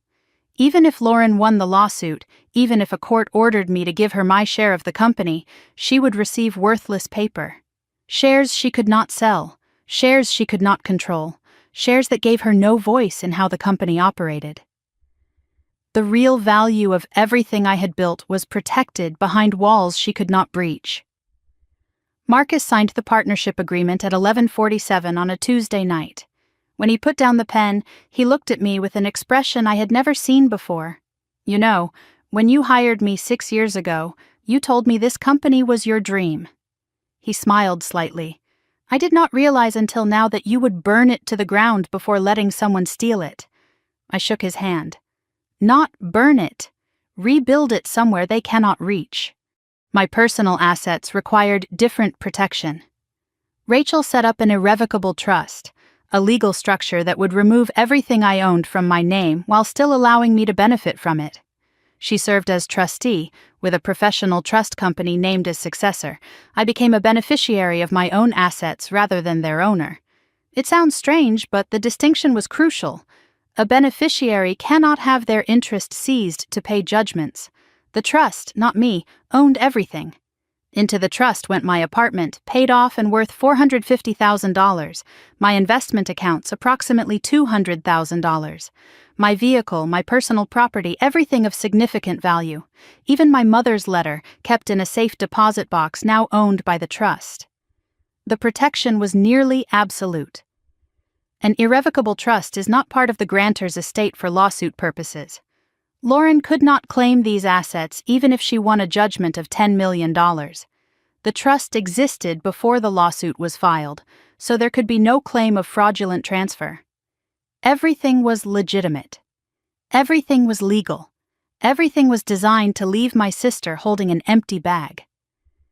Rachel handed me a folder containing the documentation of my new financial life. "Congratulations," she said with a slight smile. "On paper, you are now worth approximately $12,000. Your apartment, your savings, your investments, all held by the Hartman Family Trust, of which you are merely a beneficiary. I laughed for the first time in months.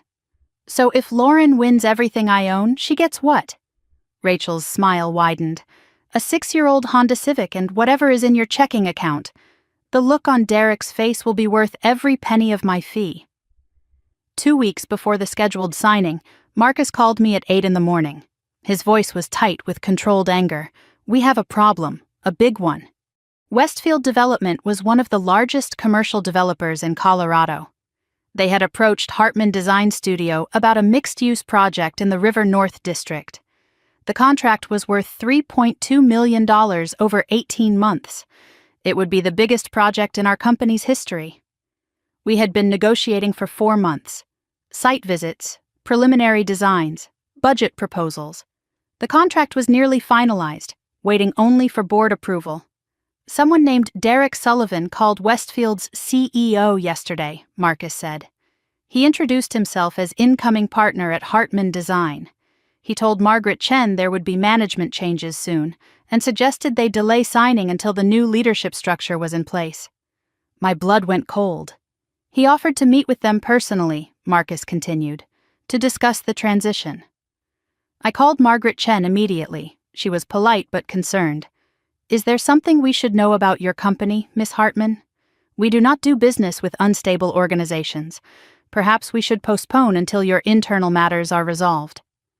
I explained that there was a family dispute being exploited by someone who had no connection to my company whatsoever. I provided documentation proving Derek Sullivan had never been an employee, partner, or consultant at Hartman Design Studio. I assured her that our restructuring was for tax purposes only and would not affect project delivery. Margaret Chen was skeptical but agreed to continue negotiations. For now. After I hung up, I sat in my office and felt something unexpected. Gratitude. Derek had just committed fraud by impersonating a company representative. He had tortiously interfered with a business contract.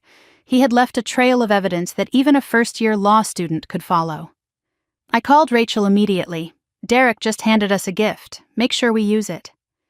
Over the following 3 weeks, Rachel crafted the documents that would end this war. On the surface, they appeared to give Lauren everything she wanted. Underneath, they contained provisions that would destroy her case completely. The first document was titled Settlement Agreement. It acknowledged Lauren's valid claims to the estate and provided for equitable distribution of assets. Sounds like a victory for her. But buried in the dense legal language was a clause where Lauren acknowledged receiving full and complete compensation for any and all claims against Melissa Hartman, individually and in any corporate capacity. This released me from any future lawsuits. Forever. The second document was a release of claims. Lauren would agree to dismiss the pending lawsuit with prejudice. She would waive any right to contest the will in the future. She would acknowledge the validity of Eleanor's testamentary intent, and she would release all claims to Hartman Design Studio, which she did not realize had been restructured into an entity she had no right to. The third document was an acknowledgement of compensation. It listed the assets Lauren would receive: the family home, actually underwater on maintenance costs and overdue repairs; the remaining estate cash, reduced by legal fees to a fraction of its original value; personal property according to the inventory, much of which she had already stolen. Lauren would sign acknowledging this as fair market value for her inheritance claims. What she would not realize was that by acknowledging receipt of certain items, she was creating a legal record of receiving property she had previously claimed was never given to her. Property that our security cameras had documented her stealing. The fourth document was the trap's heart.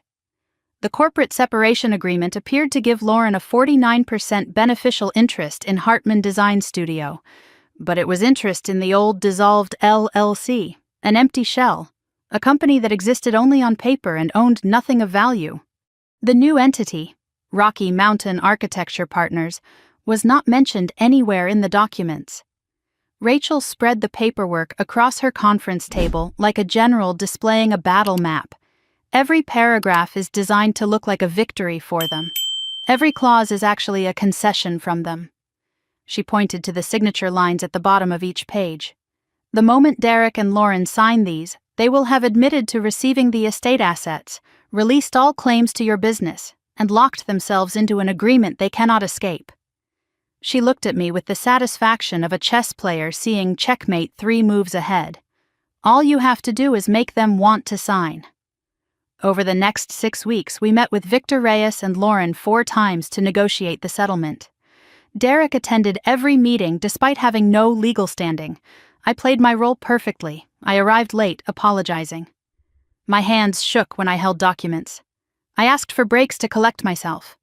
I cried during one session when discussing my mother. I agreed to provisions Victor proposed, then reluctantly accepted when Rachel pushed back. Victor Reyes grew more confident with each meeting. He started making bigger demands. He wanted the house transferred immediately before formal settlement. He wanted access to my business financials. He pushed for faster timelines, sensing weakness. Derek's arrogance grew alongside his lawyer's confidence. He began speaking for Lauren during meetings, dismissing Rachel's objections as delaying tactics. He told me directly that I should be grateful they were willing to settle at all. At our 4th negotiation session, Derek leaned across the table and said something that made me want to reach across and break his teeth. "You know, Melissa, this could have been avoided if you had just shared with your sister from the beginning, instead of hoarding everything like your mother taught you." I let my eyes fill with tears. I let my voice break. "You are right," I whispered. "I should have been more generous." Under the table, my hands were clenched so tight my nails drew blood. But above the table, I was the picture of defeat. And Derek bought every second of it. The call came on a Thursday evening. Derek, not Lauren. He wanted to bypass the lawyers. "I think we should have one final meeting," he said. "Just family, no attorneys, no formality, just you, Lauren, and me." I asked where he had in mind. "Your office? Your conference room?" He paused for effect. "I want Lauren to see what she is inheriting." The subtext was clear. He wanted to gloat. He wanted to watch me surrender in the space I had built. He wanted to claim victory on my territory. Lauren took the phone. "Come on, Melissa, do this for me. One last conversation as sisters. Derek just wants closure. We all do. Let us end this like family." I paused, letting them hear my reluctance. "Fine, tomorrow at 5, my conference room, but this ends everything. After tomorrow, we go our separate ways." Lauren's voice was triumphant. "That is all we ever wanted." I hung up and looked at Rachel, who had been listening on speaker. "They want to do it at my office. They want to watch me lose in the building I built." Rachel nodded slowly. "Good. That is exactly where we want them." She picked up her briefcase. "I will have the documents ready by 4 tomorrow. Make sure Marcus is there discreetly. And Melissa?" She paused at the door. "Enjoy your last night of pretending to be weak. Tomorrow, you get to be yourself again." The morning of the meeting, I arrived at the office 3 hours early. I walked through every room of Hartman Design Studio, touching the walls I had painted myself during the first renovation, the desks where my team created blueprints that became buildings, the windows that looked out over downtown Denver. I was saying goodbye to something, though not in the way Lauren and Derek imagined. The conference room needed preparation. I removed personal items that could be used as ammunition for cruelty. Family photographs, the small awards I had won over the years, anything that showed vulnerability or sentiment. I left my mother's photograph on my desk, visible through the glass walls. Let them see her watching. I positioned the chairs carefully. Lauren and Derek would sit with their backs to the door. A small psychological advantage. They would not see Marcus if he needed to enter. They would not notice Rachel's assistant in the hallway, ready to serve documents if our plan changed. The trap documents were in my briefcase, hidden beneath folders of meaningless paperwork. Derek and Lauren would bring their own demands, whatever Victor Reyes had prepared. The plan was simple. Let them present first. Let them feel powerful. Then reluctantly offer the settlement as a countermeasure. They had to believe they were winning until the moment the trap closed. At 4:45, I stood in front of the bathroom mirror and practiced my expressions. Fear, resignation, the moment when defiance crumbles into defeat. I had been performing this role for months, but today was the final act. If I overplayed it, they would suspect. If I underplayed it, they would push harder. I had to be exactly broken enough to sign, exactly proud enough to make them savor the victory. I had 15 minutes to become the sister they thought they had destroyed. At 5 o'clock exactly, the elevator doors opened. Derek was punctual when he believed he was winning. Lauren walked in first, wearing designer clothes I did not recognize, probably purchased with money from the pawned watch.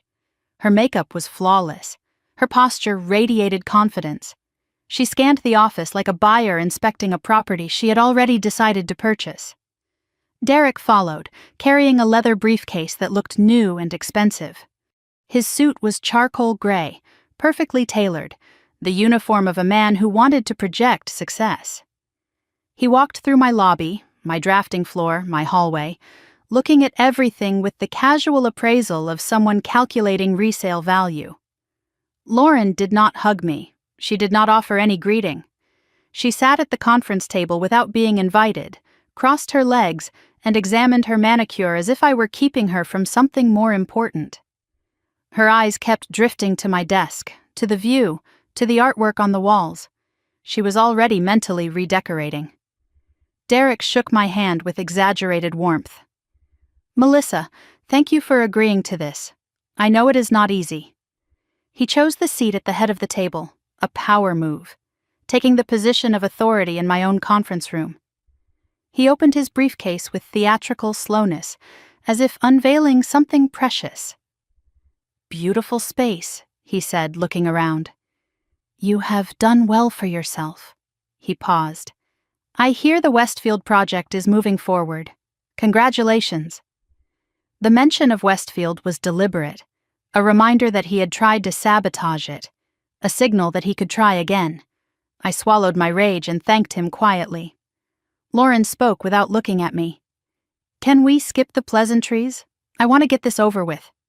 Her voice was cold, businesslike. "We both know why we are here. Let us not pretend this is a family reunion." Derek placed a hand on her arm. Calming or controlling, I could not tell. Perhaps both. Lauren looked at me the way I imagine executioners look at the condemned. Not with hatred, but with the clinical detachment of someone doing a job. She had rehearsed this moment. She had practiced what she would say, how she would sit, the exact angle of her chin that conveyed superiority without effort. My little sister had become a stranger wearing a familiar face. And the worst part was not her cruelty. It was the realization that she had been this person all along, and I had simply refused to see it. Derek slid a folder across the table. "Before we discuss settlement, there are some things you need to understand." His tone shifted from friendly to threatening in a single sentence.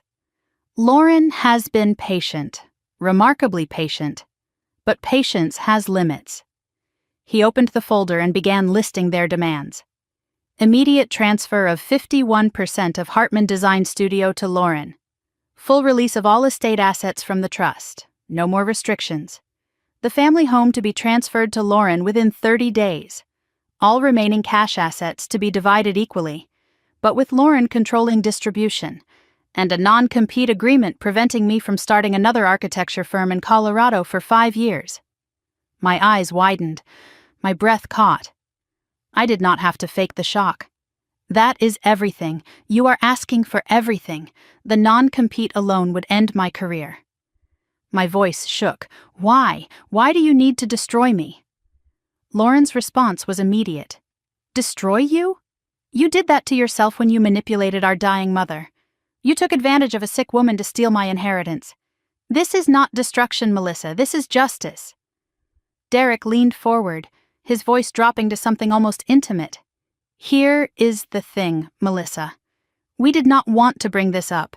We have been trying to handle this privately, as a family matter. But if you do not cooperate, we have no choice but to go public." He paused for effect. "With what we know about how you changed Mom's will." I stared at him. What are you talking about? We have a witness, a hospice nurse named Maria Gonzalez. She overheard you coaching Eleanor on what to say to the attorney. She says your mother was heavily medicated and confused when she made those decisions. He smiled. She is willing to testify, and she is willing to speak to journalists. I felt the blood drain from my face. Maria Gonzalez was real. She had cared for my mother with genuine compassion. The accusation was impossible. Maria was not present during any legal discussions. She had no knowledge of the will beyond what any nurse would observe. Derek was either lying about having a witness or had manufactured one. Maria would never say that, I whispered, letting real confusion show. Derek's smile widened. People say all kinds of things when they are offered the right incentives. A hospice nurse does not make much money. A year's salary as a consulting fee can change anyone's perspective. He was not just threatening me with a lie. He was threatening to pay someone to destroy my reputation. And from the casual way he said it, I knew this was not a bluff. He had done this before. I pressed for details. You bribed a nurse to lie about my mother's final days? My voice rose with controlled outrage. Do you have any idea how disgusting that is? Bribed is such an ugly word. We compensated her for her time. Derek leaned back in his chair. And it is not a lie if it might be true. Memory is a funny thing. Maria remembers what she remembers. Courts decide what is real. He spread his hands. The question is whether you want to find out in public. Lauren joined in, her voice practiced and cold. Think about what this would do to your business, Melissa. An accusation of elder abuse, manipulation of a dying cancer patient. Even if you win in court, you lose everything else. Clients do not hire architects who might have abused their mothers. Derek mentioned that he had contacts in local news. A story about inheritance fraud, a heartbroken younger daughter, a suspicious will. These things take on a life of their own once they are out there. Even a retraction does not undo the damage. You know how the internet works. I let myself crumble, shoulders slumping, hands trembling. The picture of a woman who has finally been broken. What do you want me to do? Just give you everything? My voice cracked. I built this company. I worked for 15 years. I trailed off, unable to finish. Derek softened his voice. Good cop after being bad cop. We do not want to hurt you, Melissa. We never did. Just sign the documents. Walk away clean. You are talented. You can rebuild somewhere else. Start over in another state. This does not have to end badly. Just let go. Let go. The words echoed in my head. 5 years of covering Lauren's debts. $200,000 poured into her endless emergencies.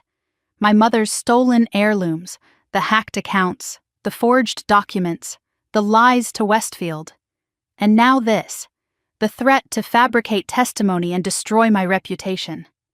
Derek Sullivan was offering me the chance to let go of everything I had earned so he could hand it to my sister like a gift. I wanted to laugh. I wanted to scream. Instead, I nodded slowly. I need to think. Give me until tomorrow. Derek's eyes narrowed. You have had months to review the situation. We came here to close this today. Every delay is another chance for you to find some loophole. He glanced at Lauren. I think we should insist. But Lauren surprised me. She touched Derek's arm with the same calming gesture he had used on her earlier. One night will not change anything. She has already lost. Let her have her dignity. Let her say goodbye to this place. She looked at me with something that might have been pity. You were always so proud of this office. Derek agreed reluctantly. Fine. Tomorrow at noon, but not here. At Victor Reyes's office. He leaned forward. And Melissa? If you try anything, if you talk to the press, call Maria Gonzalez, contact any of our witnesses. He did not finish the sentence. He did not have to. Lauren stood first, smoothing her designer dress. She paused at the door to my private office and looked at our mother's photograph on my desk. Mom would have wanted us to work this out, she said. I am glad we finally are.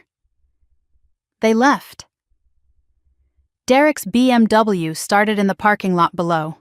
Headlights swept across the windows, then silence.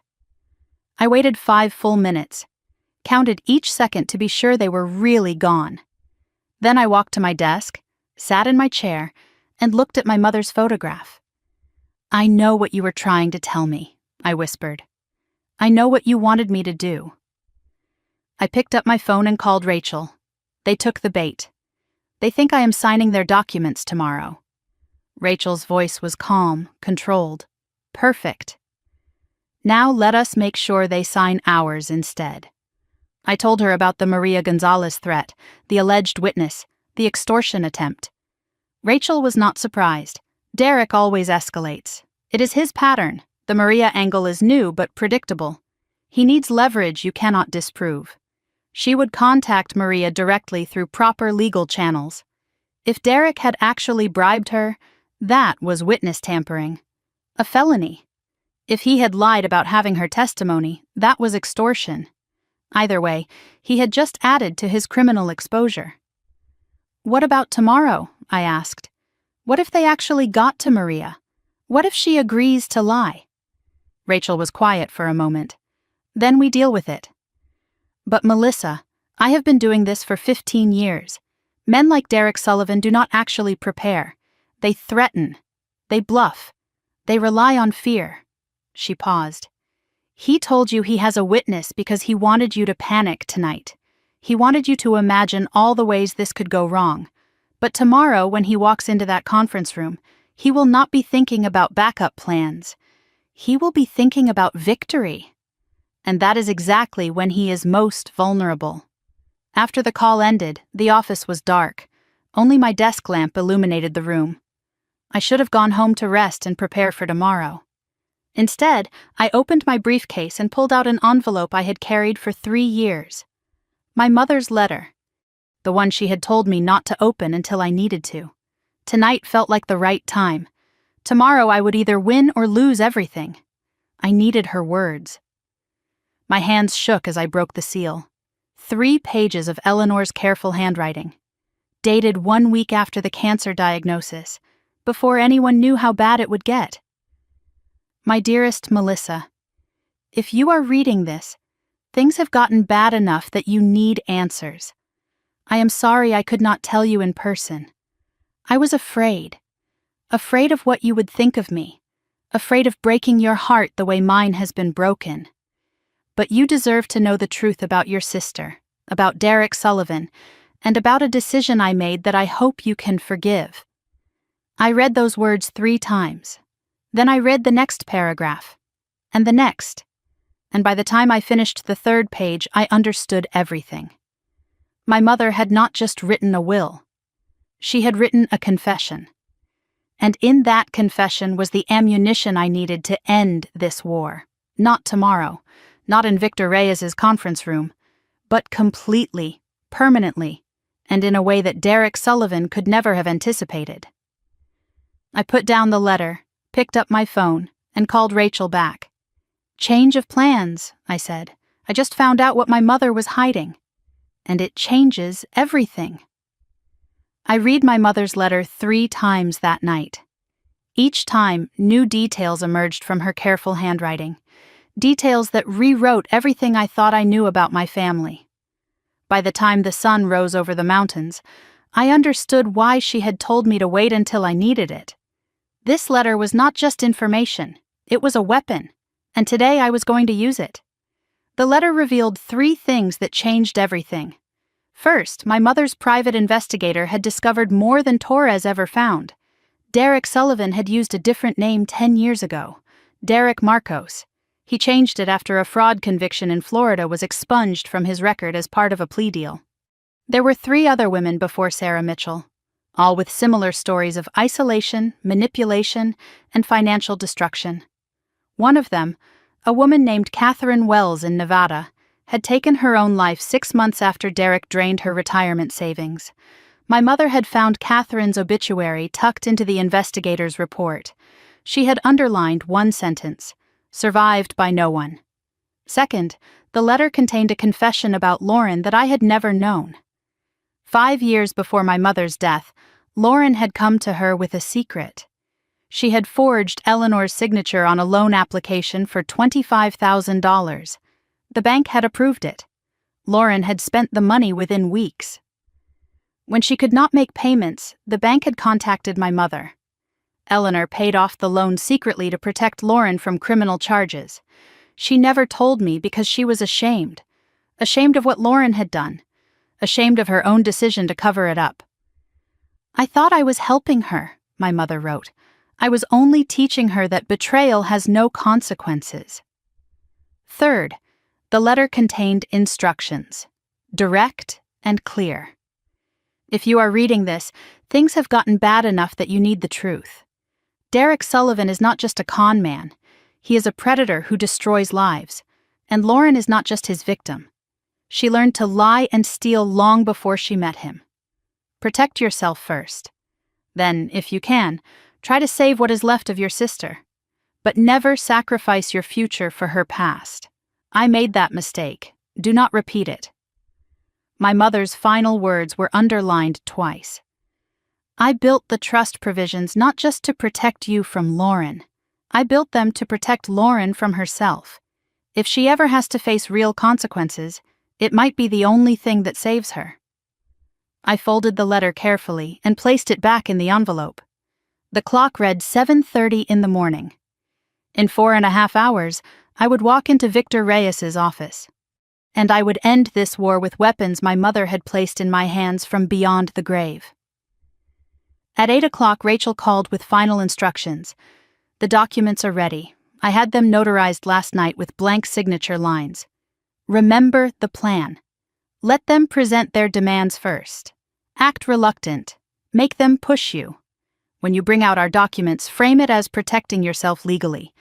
They will be so eager to win that they will not read carefully. That is what we are counting on." She had one more piece of news. Maria Gonzalez. "I contacted her through proper channels last night," Rachel said. "She was horrified to learn Derek used her name. She refused any payment from him and kept his text messages as evidence. She is willing to testify that your mother was lucid and that you were devoted to her care during those final months." I let out a breath I did not know I was holding. "Derek's witness is now our witness," Rachel continued. "He handed us a gift and does not even know it." Before I left for the meeting, I called Marcus. He would be at the office monitoring from a distance. If anything went wrong, if Derek became threatening or aggressive, Marcus would call the police. Rachel had a process server standing by with civil complaints. We could pivot from settlement to full legal assault within hours if necessary. I drove slowly through morning traffic, taking my time. I passed the Hartman Design Studio building and looked up at the windows where my team was working. My company, still mine. And after today, protected forever. I parked 3 blocks from Victor Reyes's office and sat in my car for 10 minutes, breathing slowly, centering myself. In an hour, either I would walk out of that building with everything I needed to destroy Derek Sullivan, or I would be signing away my life's work to a sister who had tried to steal it. I checked my reflection in the rearview mirror. I looked tired, professional, but subdued. A woman who had been through too much and was ready to surrender. Perfect. I grabbed my briefcase and stepped out into the cold Denver air. It was time to finish this. Victor Reyes's office occupied the 12th floor of a glass tower downtown. The reception area was designed to intimidate.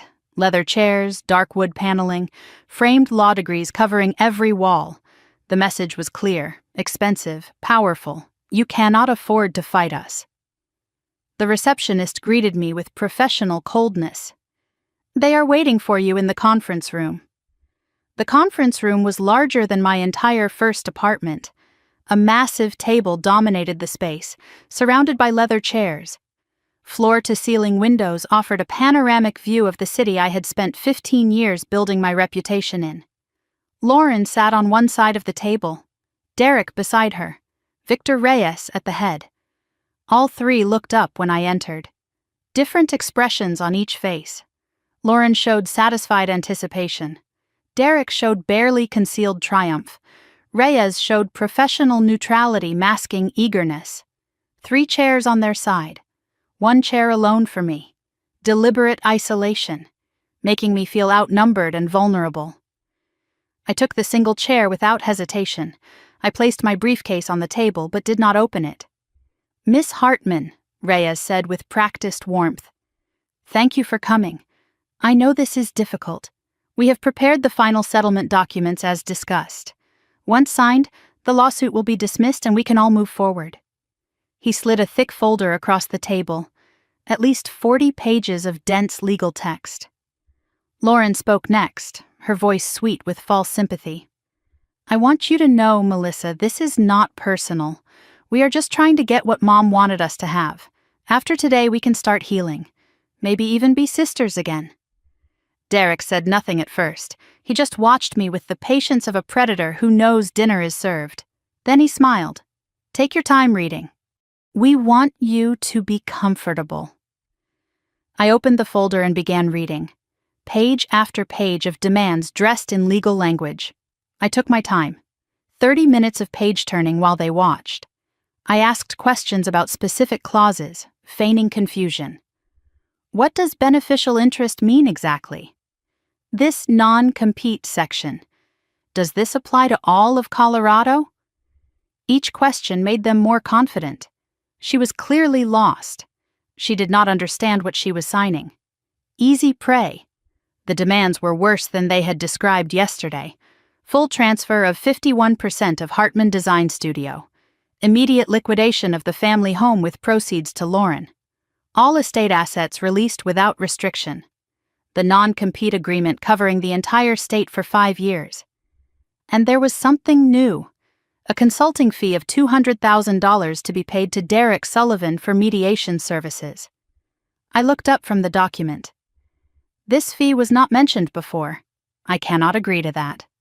Derek's smile did not waver. "Melissa, I have spent 18 months helping Lauren through this difficult process. My time has value. Surely you understand that. Think of it as a family discount. I could have charged much more. I wanted to reach across the table and break his teeth. Instead, I let my voice shake. This is more than we discussed. You are taking everything. Why do you need more?" Derek's eyes narrowed when I reached for my briefcase. For the first time since I walked in, something flickered across his face. Not fear, not yet, but awareness. The awareness of a predator who has just sensed that the prey might not be as helpless as it appeared. "I cannot sign this as written. It is not fair." I pulled out Rachel's documents. "But I have another option. A counter-proposal. My lawyer prepared it." "I think you will find it very generous." Reyes took the documents and flipped through them quickly. Too quickly. The language was dense, technical, full of legal jargon that Rachel had designed to look routine. Even boring. Standard releases. Acknowledgements. Nothing that would raise alarm bells on a casual reading. He missed everything. He missed that the beneficial interest in Hartman Design Studio referred to the old, dissolved entity, not the new company. He missed that the acknowledgement of assets received included items Lauren had already stolen. He missed that the release of claims waived all future litigation rights permanently. He missed that Derek's signature as witness created personal liability for fraud. "This looks standard," Reyes said, still flipping pages. "Basically the same as ours, but with additional protections for you." Derek barely glanced at the documents. "This looks fine. Let us just sign everything and be done with it." He was eager. Too eager. He wanted to close the deal before I changed my mind. Lauren hesitated.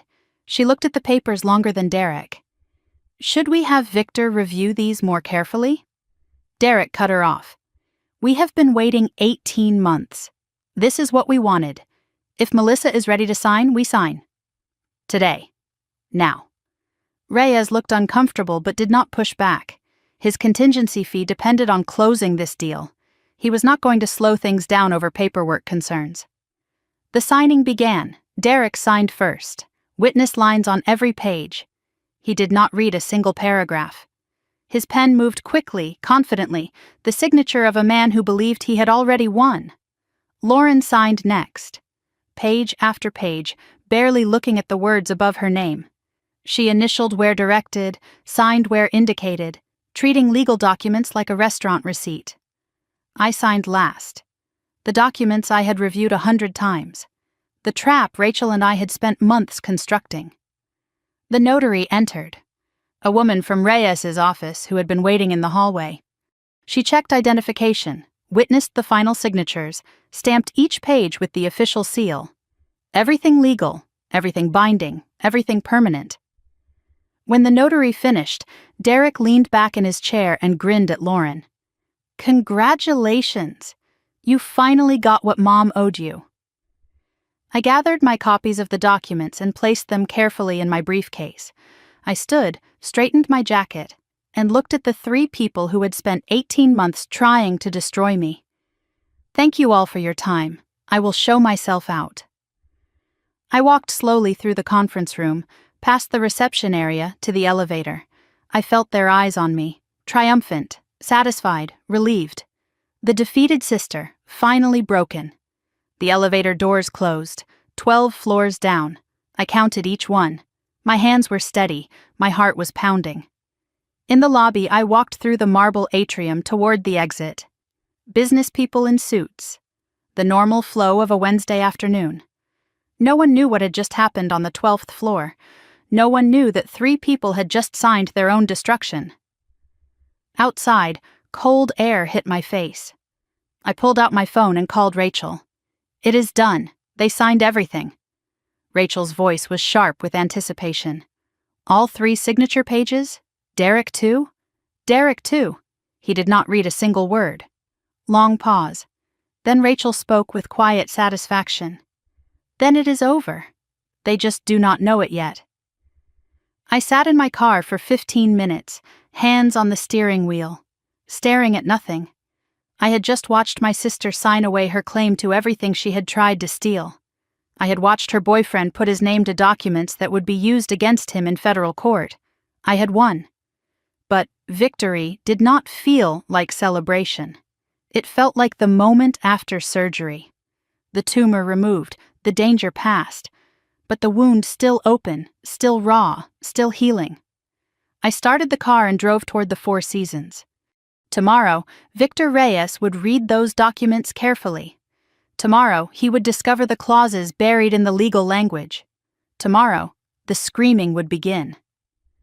That evening, I sat in a suite on the 23rd floor, the Denver skyline glittering through the windows. I had ordered champagne but had not opened it yet.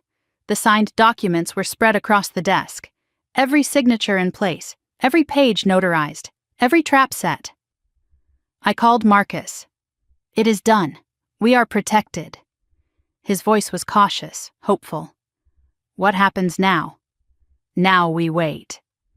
Tomorrow morning, Rachel files the criminal referrals. The FBI already has most of the evidence. This just completes the picture. By this time next week, Derek Sullivan will be in custody. And Lauren? What happens to her? I looked out the window at the mountains in the distance, dark shapes against the darker sky. That depends on her. She can cooperate or go down with him. Either way, she is no longer my problem. Mom tried to save her for years. It did not work. Some people can only save themselves. I picked up my phone and scrolled to Lauren's contact. My finger hovered over the call button.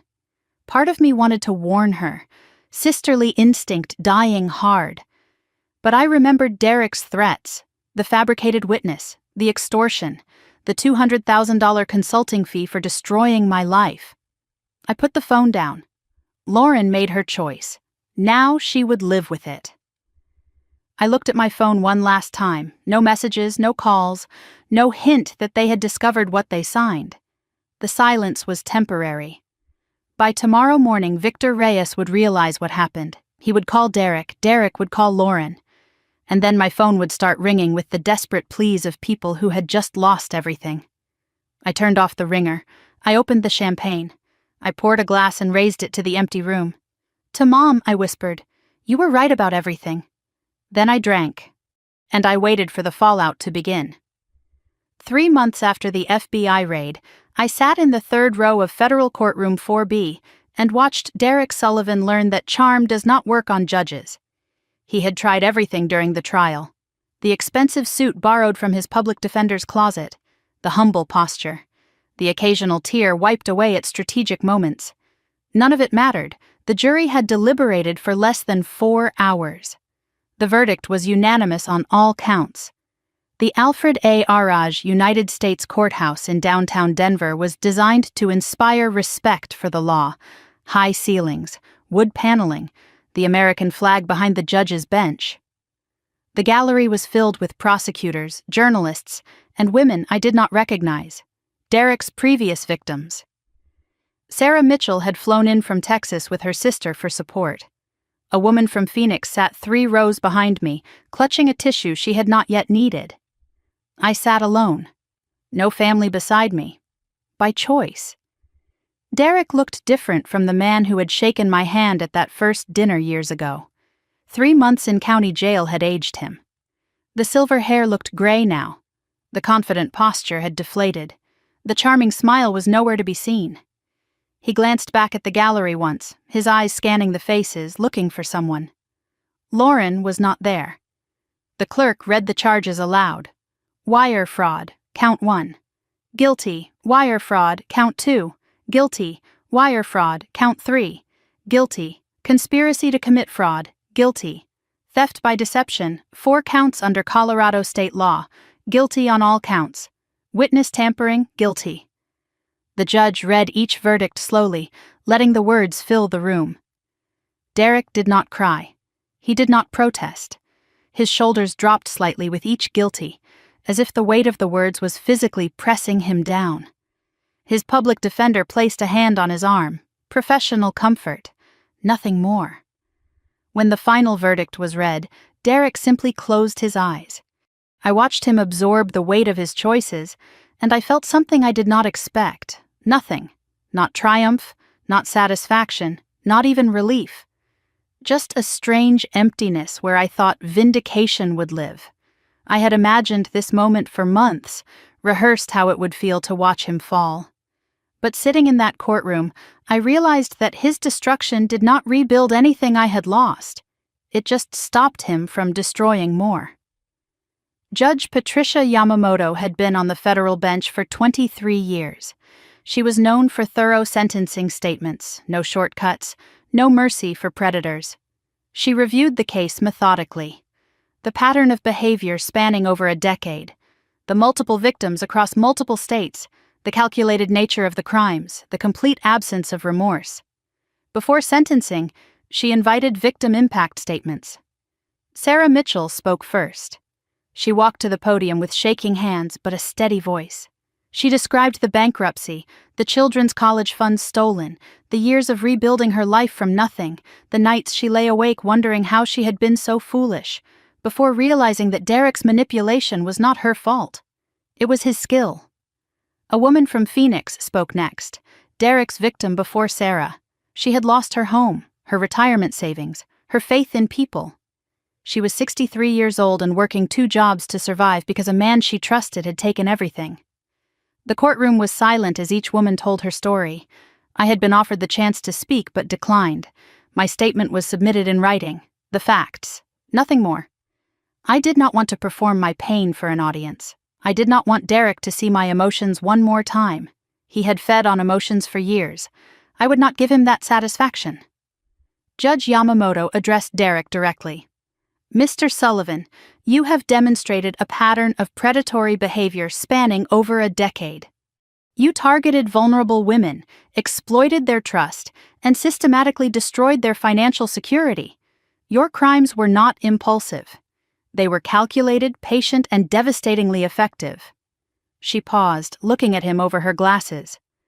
The court sentences you to 84 months in federal prison. 84 months? 7 years? Derek would be 48 when he became eligible for parole. 51 if he served the full sentence, his best years, his prime years, spent in a cell. Derek nodded once, as if accepting a business deal gone wrong. No apology to his victims, No statement of remorse. His public defender requested permission to appeal, granted but futile. The marshals led him away through the side door. He did not look back. 7 years. 2,555 days. I did the math while the marshals escorted Derek Sullivan out of my life. It was not enough to repay what he had taken from Sarah, from the woman in Phoenix, from all the others. But it was enough to stop him. Enough to protect whoever his next target would have been. Enough to prove that sometimes, eventually, the system works.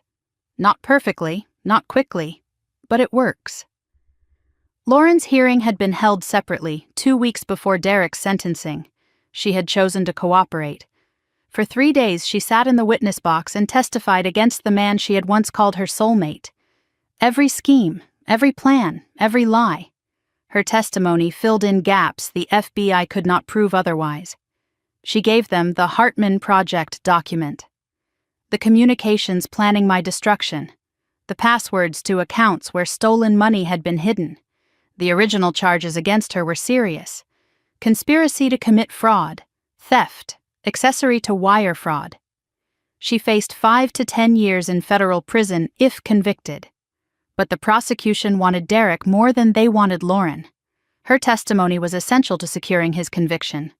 So, they made a deal. All federal charges dropped in exchange for full cooperation. State charges reduced to misdemeanor theft. 5 years probation with strict conditions. Mandatory 18-month residential rehabilitation program. 500 hours of community service. And permanent forfeiture of any claim to our mother's estate. The conditions were detailed. No contact with Derek Sullivan, ever. No gambling of any kind. Regular drug and alcohol testing. Mandatory employment or job training. No contact with me without my written consent. I attended Lauren's hearing without telling anyone. I sat in the back of the courtroom, hidden behind a pillar, watching my sister accept a deal that would define the next 5 years of her life. She looked small in her orange jumpsuit. Hair unwashed, no makeup, nothing like the polished woman who had demanded I sign over my company. When the judge accepted the plea agreement, Lauren cried. Not the theatrical tears I remembered from years of manipulation, real tears, ugly and uncontrolled. She whispered thank you to her public defender. She did not look at the gallery. She did not know I was there. I watched my sister accept responsibility for her choices, and I tried to find the woman I grew up with. The girl who used to climb into my bed during thunderstorms. The teenager who cried on my shoulder after her first heartbreak. The young woman who once had talent and charm and a future. She was still in there somewhere, buried under years of bad choices and worse men. The question was whether 18 months of rehabilitation could dig her out, or whether the person I remembered was already gone forever. What surprised me most was what Lauren revealed during her testimony about Derek. She told the court that he had hit her once, early in their relationship. She stayed anyway, convinced herself it was her fault. He controlled her finances after that, her phone, her friendships. Classic abuse patterns that I had never seen because I was too focused on what she was taking from me to notice what he was taking from her. This revelation did not excuse what Lauren did. She was an adult who made choices, who signed documents, who stole from family. But it added a layer I had not considered. Derek did not just use Lauren, he broke her first. She was both predator and prey, manipulator and manipulated. Rachel's perspective was characteristically clear. It does not change anything legally. She is still responsible for her actions. But it might matter to you personally, knowing she was not just evil. She was also a victim who became a perpetrator. It happens more than people realize. I spent years believing my sister chose Derek over me, that she looked at our family, at our mother's legacy, at everything I had built, and decided it was worth destroying for a con man's approval. But listening to her testimony, I realized the truth was worse. She did not choose Derek over me. She was so broken by the time he found her that she did not believe she had any choices left, and I had been so busy resenting her that I never saw her drowning. With Lauren's forfeiture, the estate finally closed.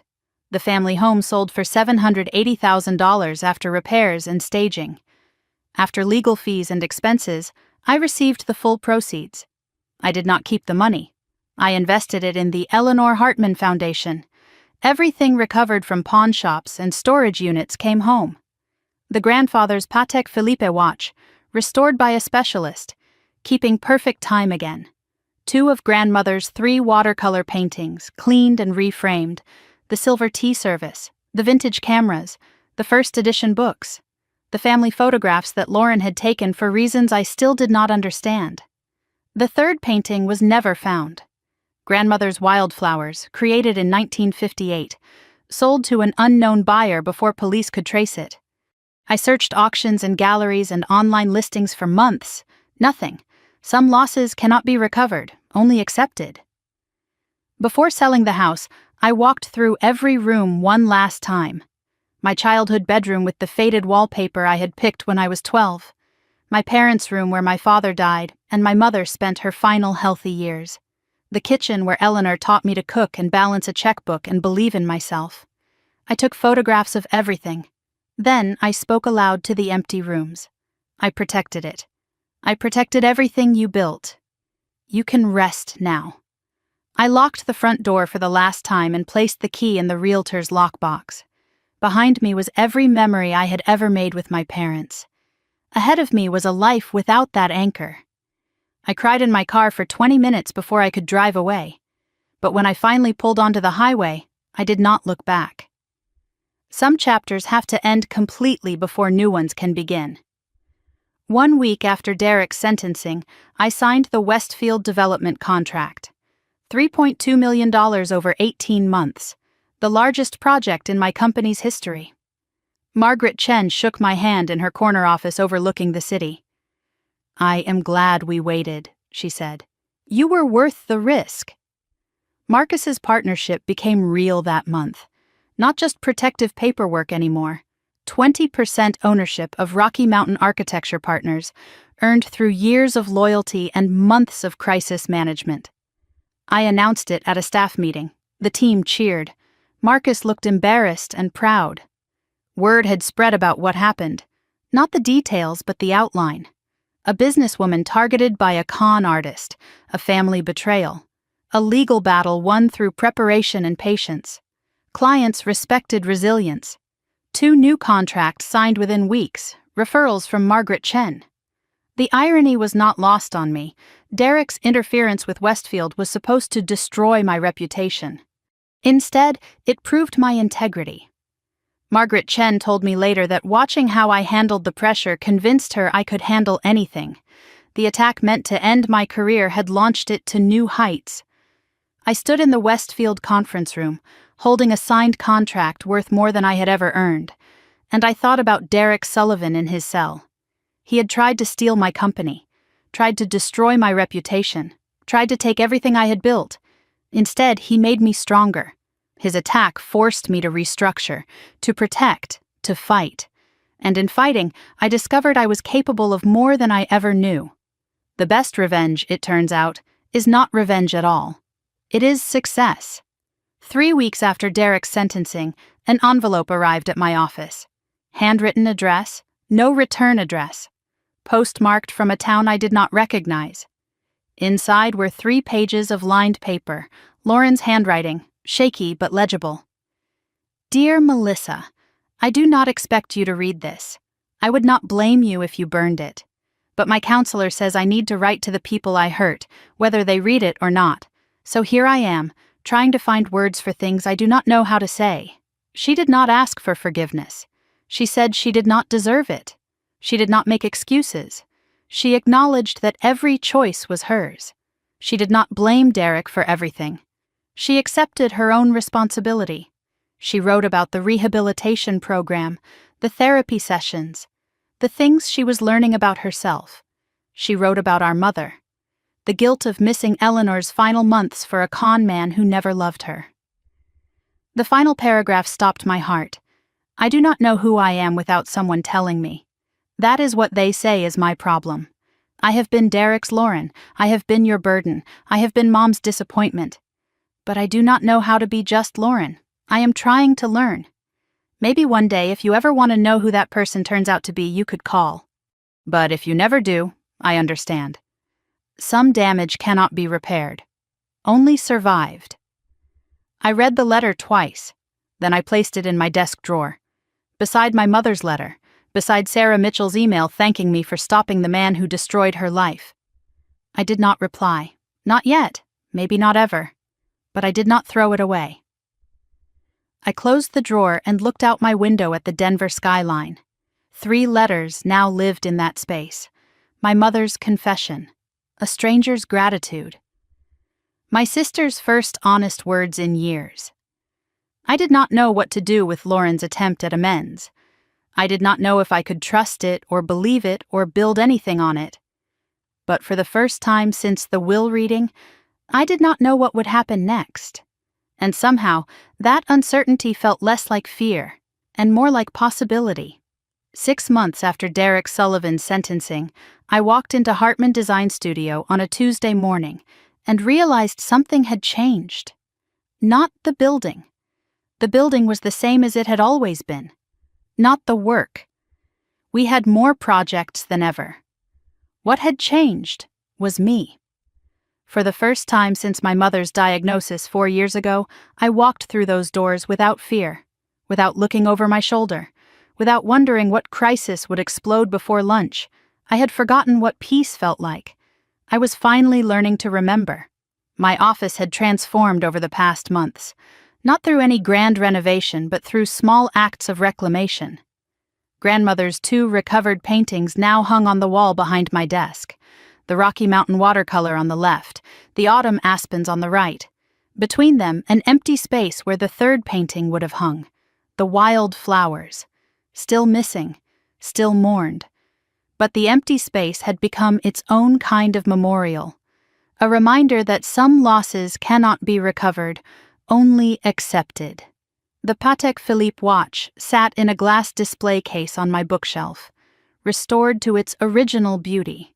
The crystal replaced, the band repaired, still keeping perfect time after all these years. Beside it stood a framed photograph of my mother, taken at my college graduation.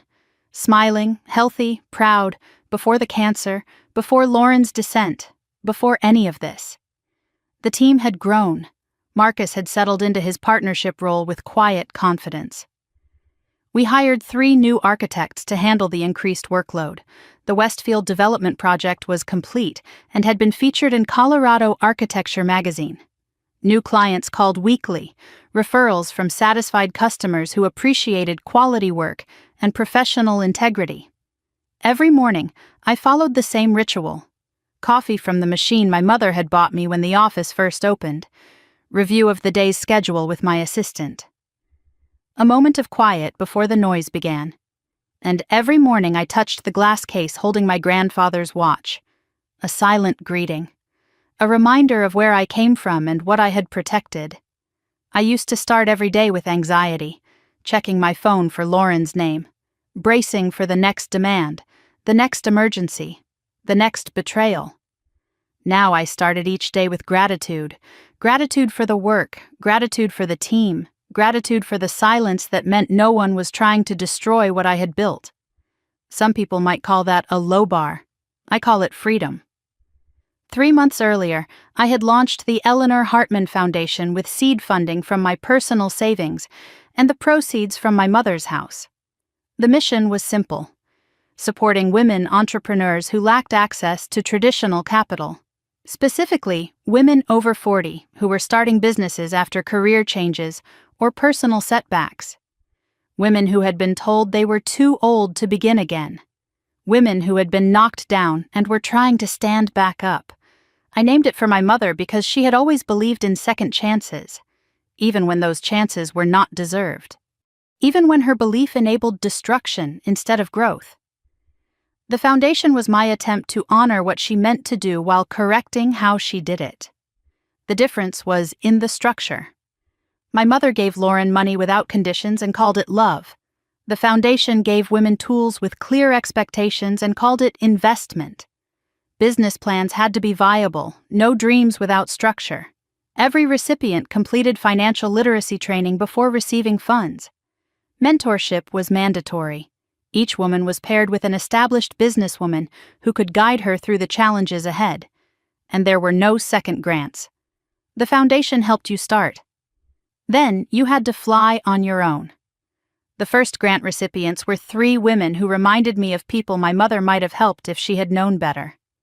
Patricia Chen, 52, a former teacher starting an educational consulting firm after 25 years in the classroom.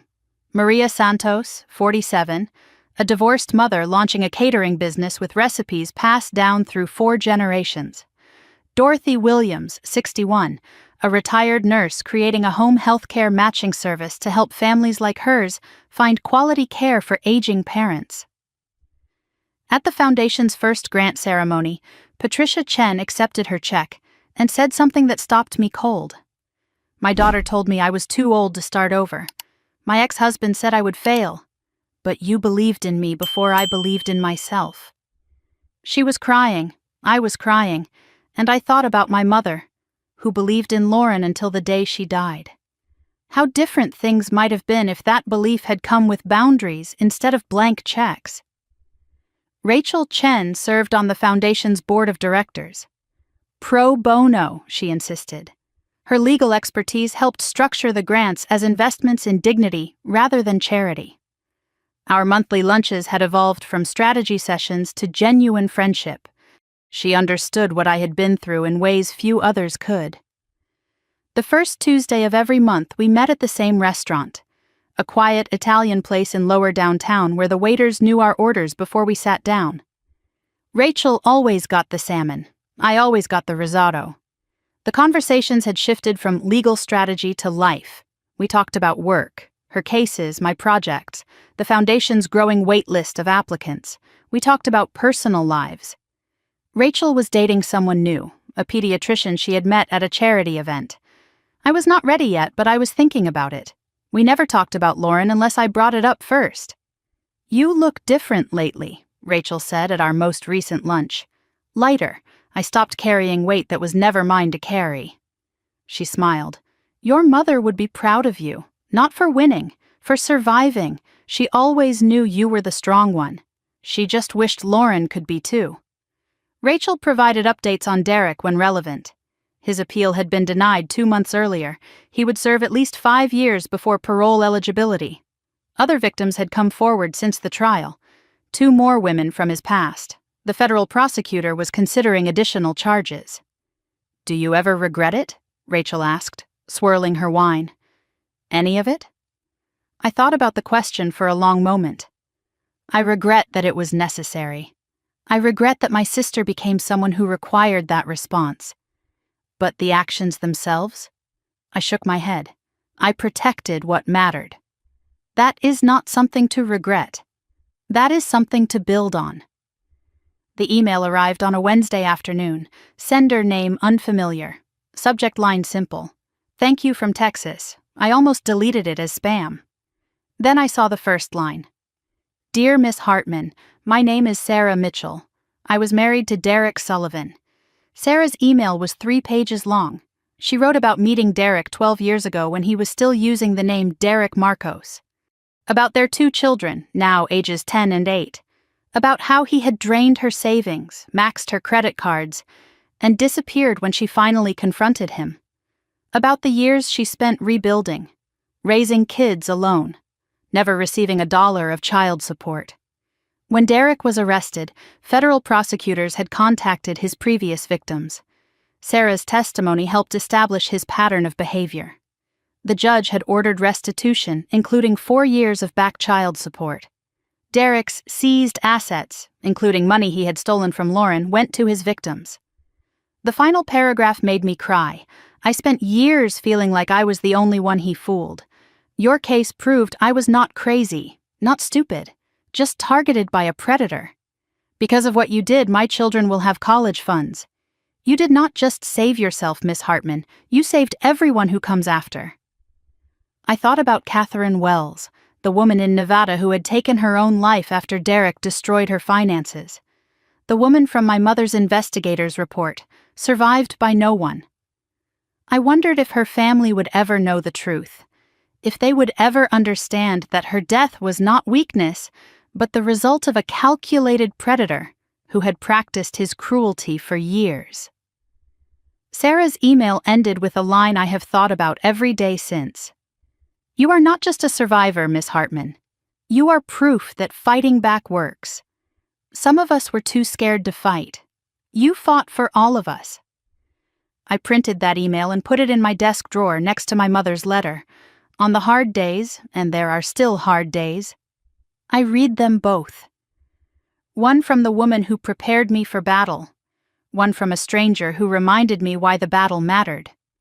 That afternoon, I opened the safe in my office and removed my mother's letter. The one I had finally read the night before the signing. The one that had given me the weapons to end the war. I had focused on the revelations during those frantic hours.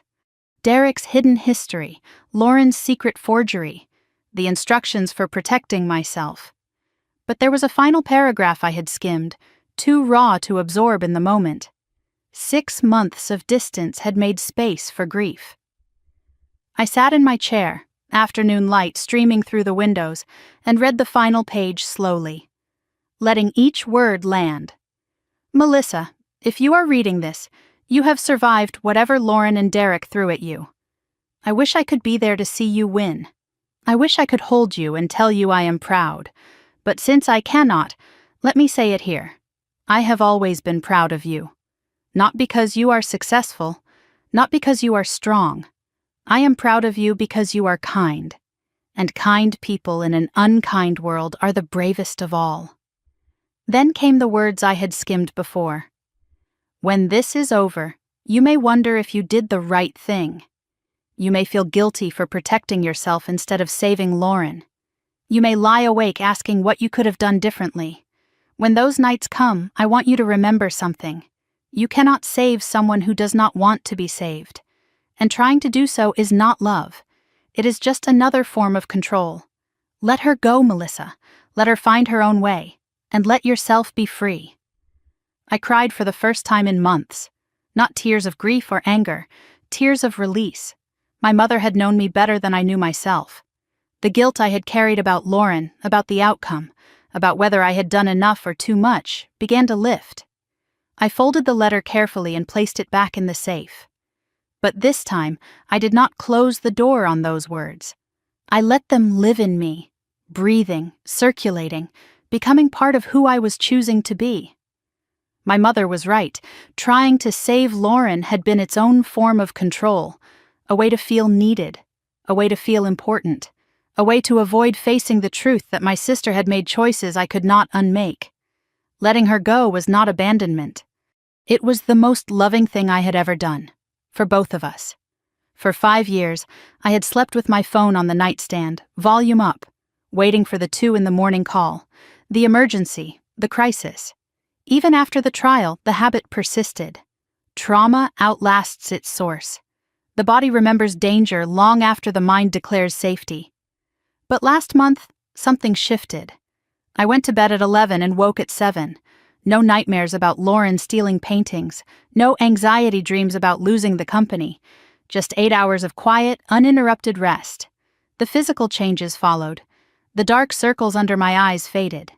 I gained back the weight I had lost during the lawsuit. My doctor noted lower blood pressure at my last checkup. "Whatever you are doing," he said, "keep doing it." The emotional inventory was harder to measure but impossible to ignore. I no longer flinched when my phone rang.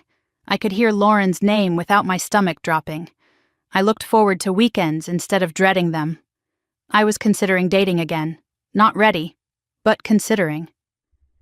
I told my therapist yes. I finally started seeing one. That I felt guilty for being happy. After everything that happened, I said, should I not still be suffering?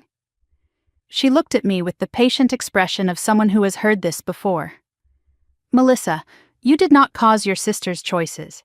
You are not required to serve a sentence for her crimes. Happiness is not betrayal. It is just living. I have been practicing that. Just living. Some days it feels like learning to walk again. Other days, it feels like flying. The call came on a Sunday afternoon. I was reviewing plans for a new project, a community center in Aurora, when my phone rang. Unknown number. Colorado area code. I almost ignored it. Telemarketers, spam, nothing important.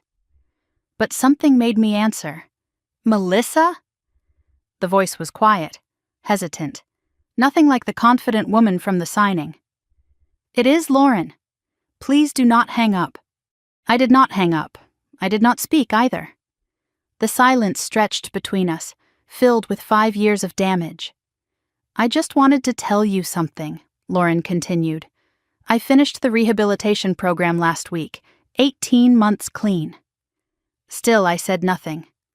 I know I do not have any right to call you, after everything I did.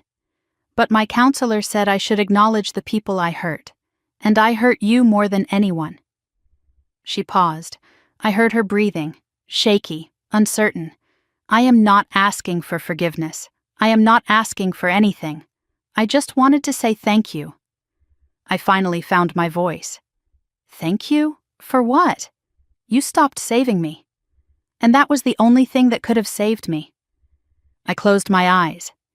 If you had kept paying, kept covering, kept protecting, I would have never hit bottom. I needed to lose everything to realize I was losing myself.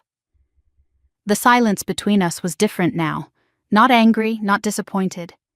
The silence of two people who did not know what came next. I do not know what to say, I finally admitted. Lauren laughed, a small, sad sound.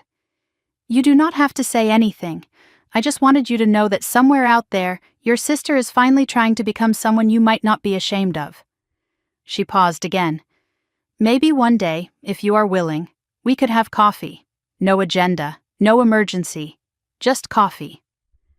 I looked out my window at the Rocky Mountains, solid and unchanging against the autumn sky. Maybe, I said. I do not know yet. But maybe. And for the first time in 5 years, maybe did not feel like a trap. It felt like a door, slightly open, waiting to see what would walk through. 1 year after Lauren's phone call, I finally said yes to coffee. But we did not meet at a cafe.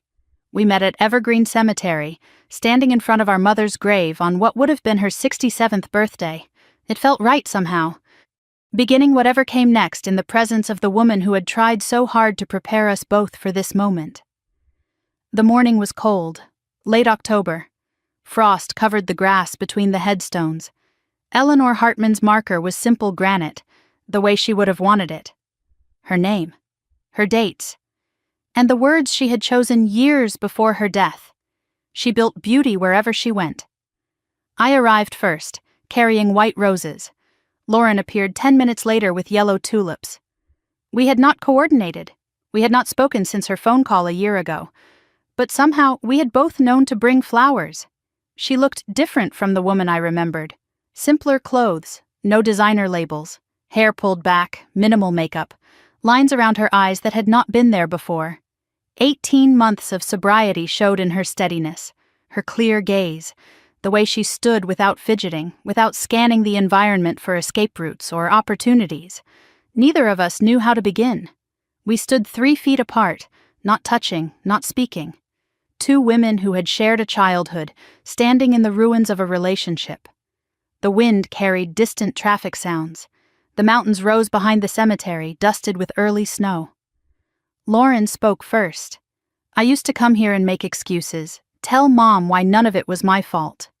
The gambling, Derek, what I did to you. She paused, looking at the headstone. Last month I came here and just said I was sorry. No explanations. Just sorry. It was the first time I felt like she might actually be listening. I watched my sister talk to our mother's grave, and I saw something I had not seen in years. Maybe ever. Humility. Not the performed weakness she used to deploy when she wanted money. Not the dramatic tears designed to manipulate. Just a woman standing in front of the consequences of her choices, no longer running. I did not know if I could forgive her, but for the first time I believed she might actually deserve the chance. We walked slowly through the cemetery, following the paths between graves. The conversation started carefully. Small questions. Safe topics. I asked about the rehabilitation program, about her job, about where she lived now.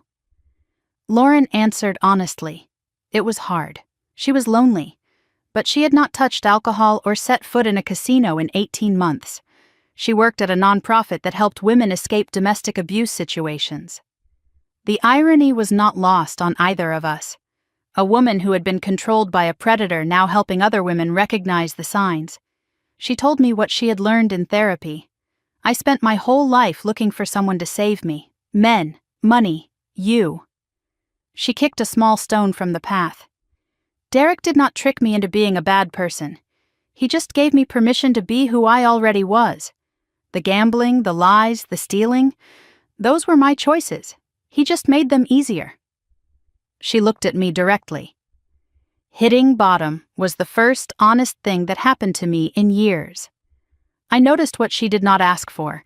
No request for money, no hint that she needed me to fix something, no emergency, no crisis, no manipulation. Just two people talking in a cemetery on a cold October morning. I told her about the foundation, about Sarah Mitchell's email, about the other victims who had come forward after Derek's conviction. I told her about the therapy I had started, the sleepless nights that had finally stopped, the slow process of rebuilding a life I had nearly lost protecting hers. I did not soften what she had done, the theft, the threats, the betrayal, but I did not weaponize it either. Lauren stopped walking and turned to face me. I know I cannot undo what I did. I cannot give you back those years. But I want you to know something. What you did by stopping, by not saving me anymore. That was the first real gift anyone ever gave me. I waited for her to continue. Everyone else just handed me money and walked away. You made me face myself. I hated you for it, she said, her voice barely above a whisper. When the FBI came, when Derek was arrested, when I realized I had signed away everything, I hated you more than I have ever hated anyone. She paused, looking at our mother's headstone in the distance. And then, somewhere in that rehabilitation center, I realized I did not hate you at all. I hated that you had finally done what I needed someone to do my whole life. You stopped pretending I was someone I was not.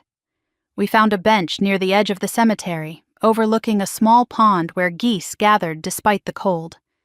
We sat down, still not touching, but closer than we had been in years. I did not say the words "I forgive you." They felt too simple, too complete. Forgiveness was not a single moment. It was a process neither of us had finished. Maybe we never would. But I said something else, something more honest. I do not know what we are now. But I know what we are not. We are not enemies anymore. Lauren nodded slowly. I told her what we would not become. We would not go back to weekly dinners and sisterly confidences. We would not pretend the last 5 years had not happened. We would not build a relationship on the ashes of the old one. That relationship had been built on lies, on enabling, on my guilt and her manipulation. I told her what we might become instead. Two women who share a mother, a history, a complicated love. People who can stand in the same room without the air turning toxic. Sisters who call on birthdays and holidays, who check in occasionally, not close, but not at war. I told her the new rules. I will not give you money, ever, and you will not ask. You have your own income now, your own apartment, your own life. If you relapse, I will not rescue you. If you succeed, I will celebrate from a safe distance. I watched her face as I spoke, looking for resentment or anger. There was none. These are not punishments, I said. They are the architecture of a healthy relationship. Lauren almost smiled. Architecture. Of course you would put it that way. Mom used to say that family was everything, I continued. She said it when she paid off your debts, when she covered up the forgery, when she wrote a will designed to protect us both from each other. But standing at her grave, I finally understand what she meant. Family is everything, which is exactly why you have to protect it. Even from itself, especially from itself. We sat on that bench for another hour, talking about small things and big things and everything in between. The sun rose higher, the frost melted. The geese on the pond grew accustomed to our presence and stopped watching us with suspicious eyes. When it was time to leave, Lauren asked a question. "Can I call you?" "Not for emergencies, just to talk sometimes. Maybe once a month, just to let you know I am still standing." A year ago, I would have said no. But a year ago, Lauren was not this person. "You can call." I might not always answer, but I will call back. I paused. "And Lauren, if you need help, real help, not money, I will try." "But the first time you lie to me, the first time you manipulate me, this ends. For good. No more second chances after this one." She nodded without offense. I would not expect anything else. She hesitated. "And, Melissa, if I ever start becoming that person again, do not wait for me to hit bottom. Just tell me, even if I do not want to hear it." We did not hug. That intimacy had not been rebuilt yet. But Lauren reached out and touched my hand, just for a moment. Then we walked to our separate cars, parked on opposite sides of the cemetery road. Before she drove away, Lauren waved once, a small gesture, almost shy. I sat in my car and watched her taillights disappear down the cemetery road. I did not feel triumphant. I did not feel healed. I felt something quieter and more honest. The fragile possibility of a future that was not defined by the past. It was not forgiveness. Not yet. But it was a door left open, just enough to see what might walk through. The drive back to Denver took 45 minutes. I did not turn on the radio. I drove in silence, processing the morning, watching the mountains grow larger as I descended from the foothills. The city skyline emerged as I approached downtown, the place that had been my home for 15 years, my battleground, my sanctuary. I parked in my usual spot and walked into Hartman Design Studio. Late morning now, the office buzzing with activity. Marcus waved from the drafting floor, deep in conversation with one of our new architects. The Westfield development plans had been replaced by new projects on the wall. A community center in Aurora, a boutique hotel in Cherry Creek, a mixed-use development in River North. I closed my office door and stood at the window. The Rocky Mountains in the distance, white peaks against a brilliant blue sky. Behind me, grandmother's 2 paintings hung on the wall, the Rocky Mountain watercolor, the autumn aspens, and between them, the empty space where the wildflowers would never hang. Some losses cannot be recovered, only accepted. I walked to the display case on my bookshelf, grandfather's Patek Philippe, still keeping perfect time. My mother's photograph beside it, smiling, healthy, forever frozen in a moment before everything changed. And tucked behind the frame, invisible to visitors, her letter, folded, treasured, the words I had memorized by now. I looked at the watch my grandfather had given my grandmother 70 years ago. I looked at the paintings my grandmother had created with her own hands. I looked at the photograph of my mother, who tried so hard to protect both her daughters, and learned too late that protection without boundaries is just another word for sacrifice. 3 generations of women who built things, who created beauty, who loved imperfectly but completely. I was the 4th, and I was determined to learn from every one of their mistakes. The past 5 years had taught me things I never wanted to know. That family can be the source of your greatest pain, that love without limits becomes destruction, that some people cannot be saved no matter how much you sacrifice, that boundaries are not walls, they are architecture, they define the space where love can exist without destroying itself. I had reclaimed everything that mattered, my company stronger than ever, my peace, earned through nights of therapy and mornings of practice, my identity no longer defined as Lauren's sister or the responsible one, but simply myself, my future undefined and unwritten and finally my own. I had released what needed releasing. The guilt that told me I should have done more.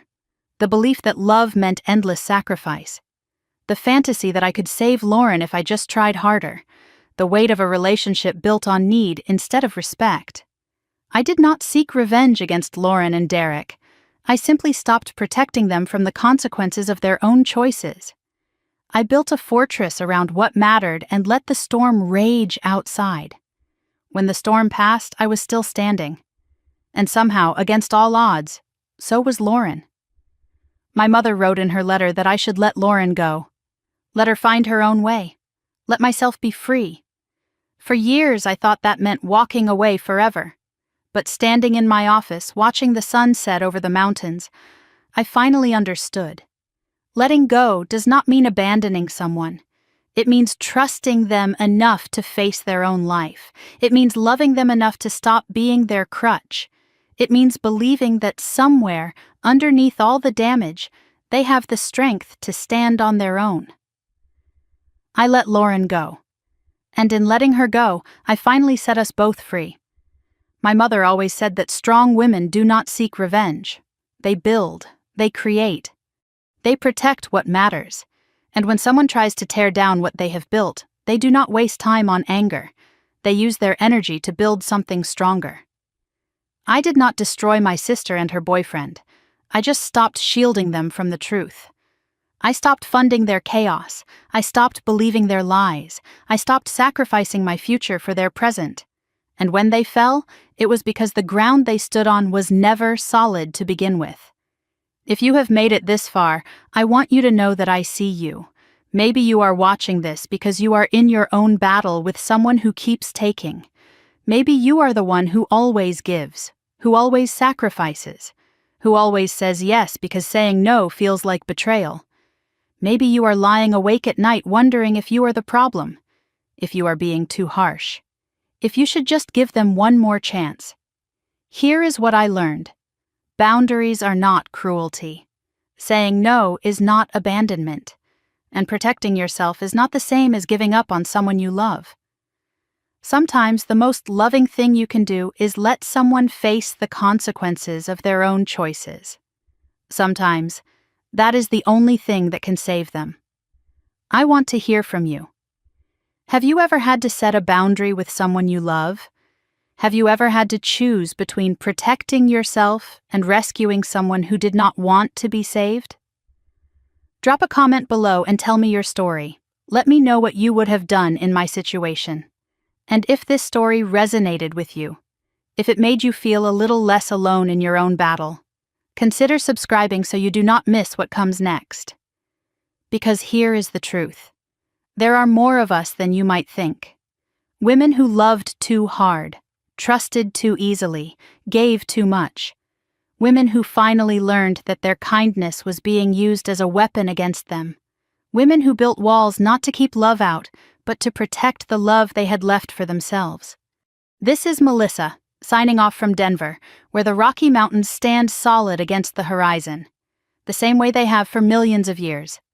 A reminder that some things endure, some things outlast the storms. And with the right foundation, so can we. Thank you for listening. I will see you in the next one. This story is fictionalized for dramatic effect.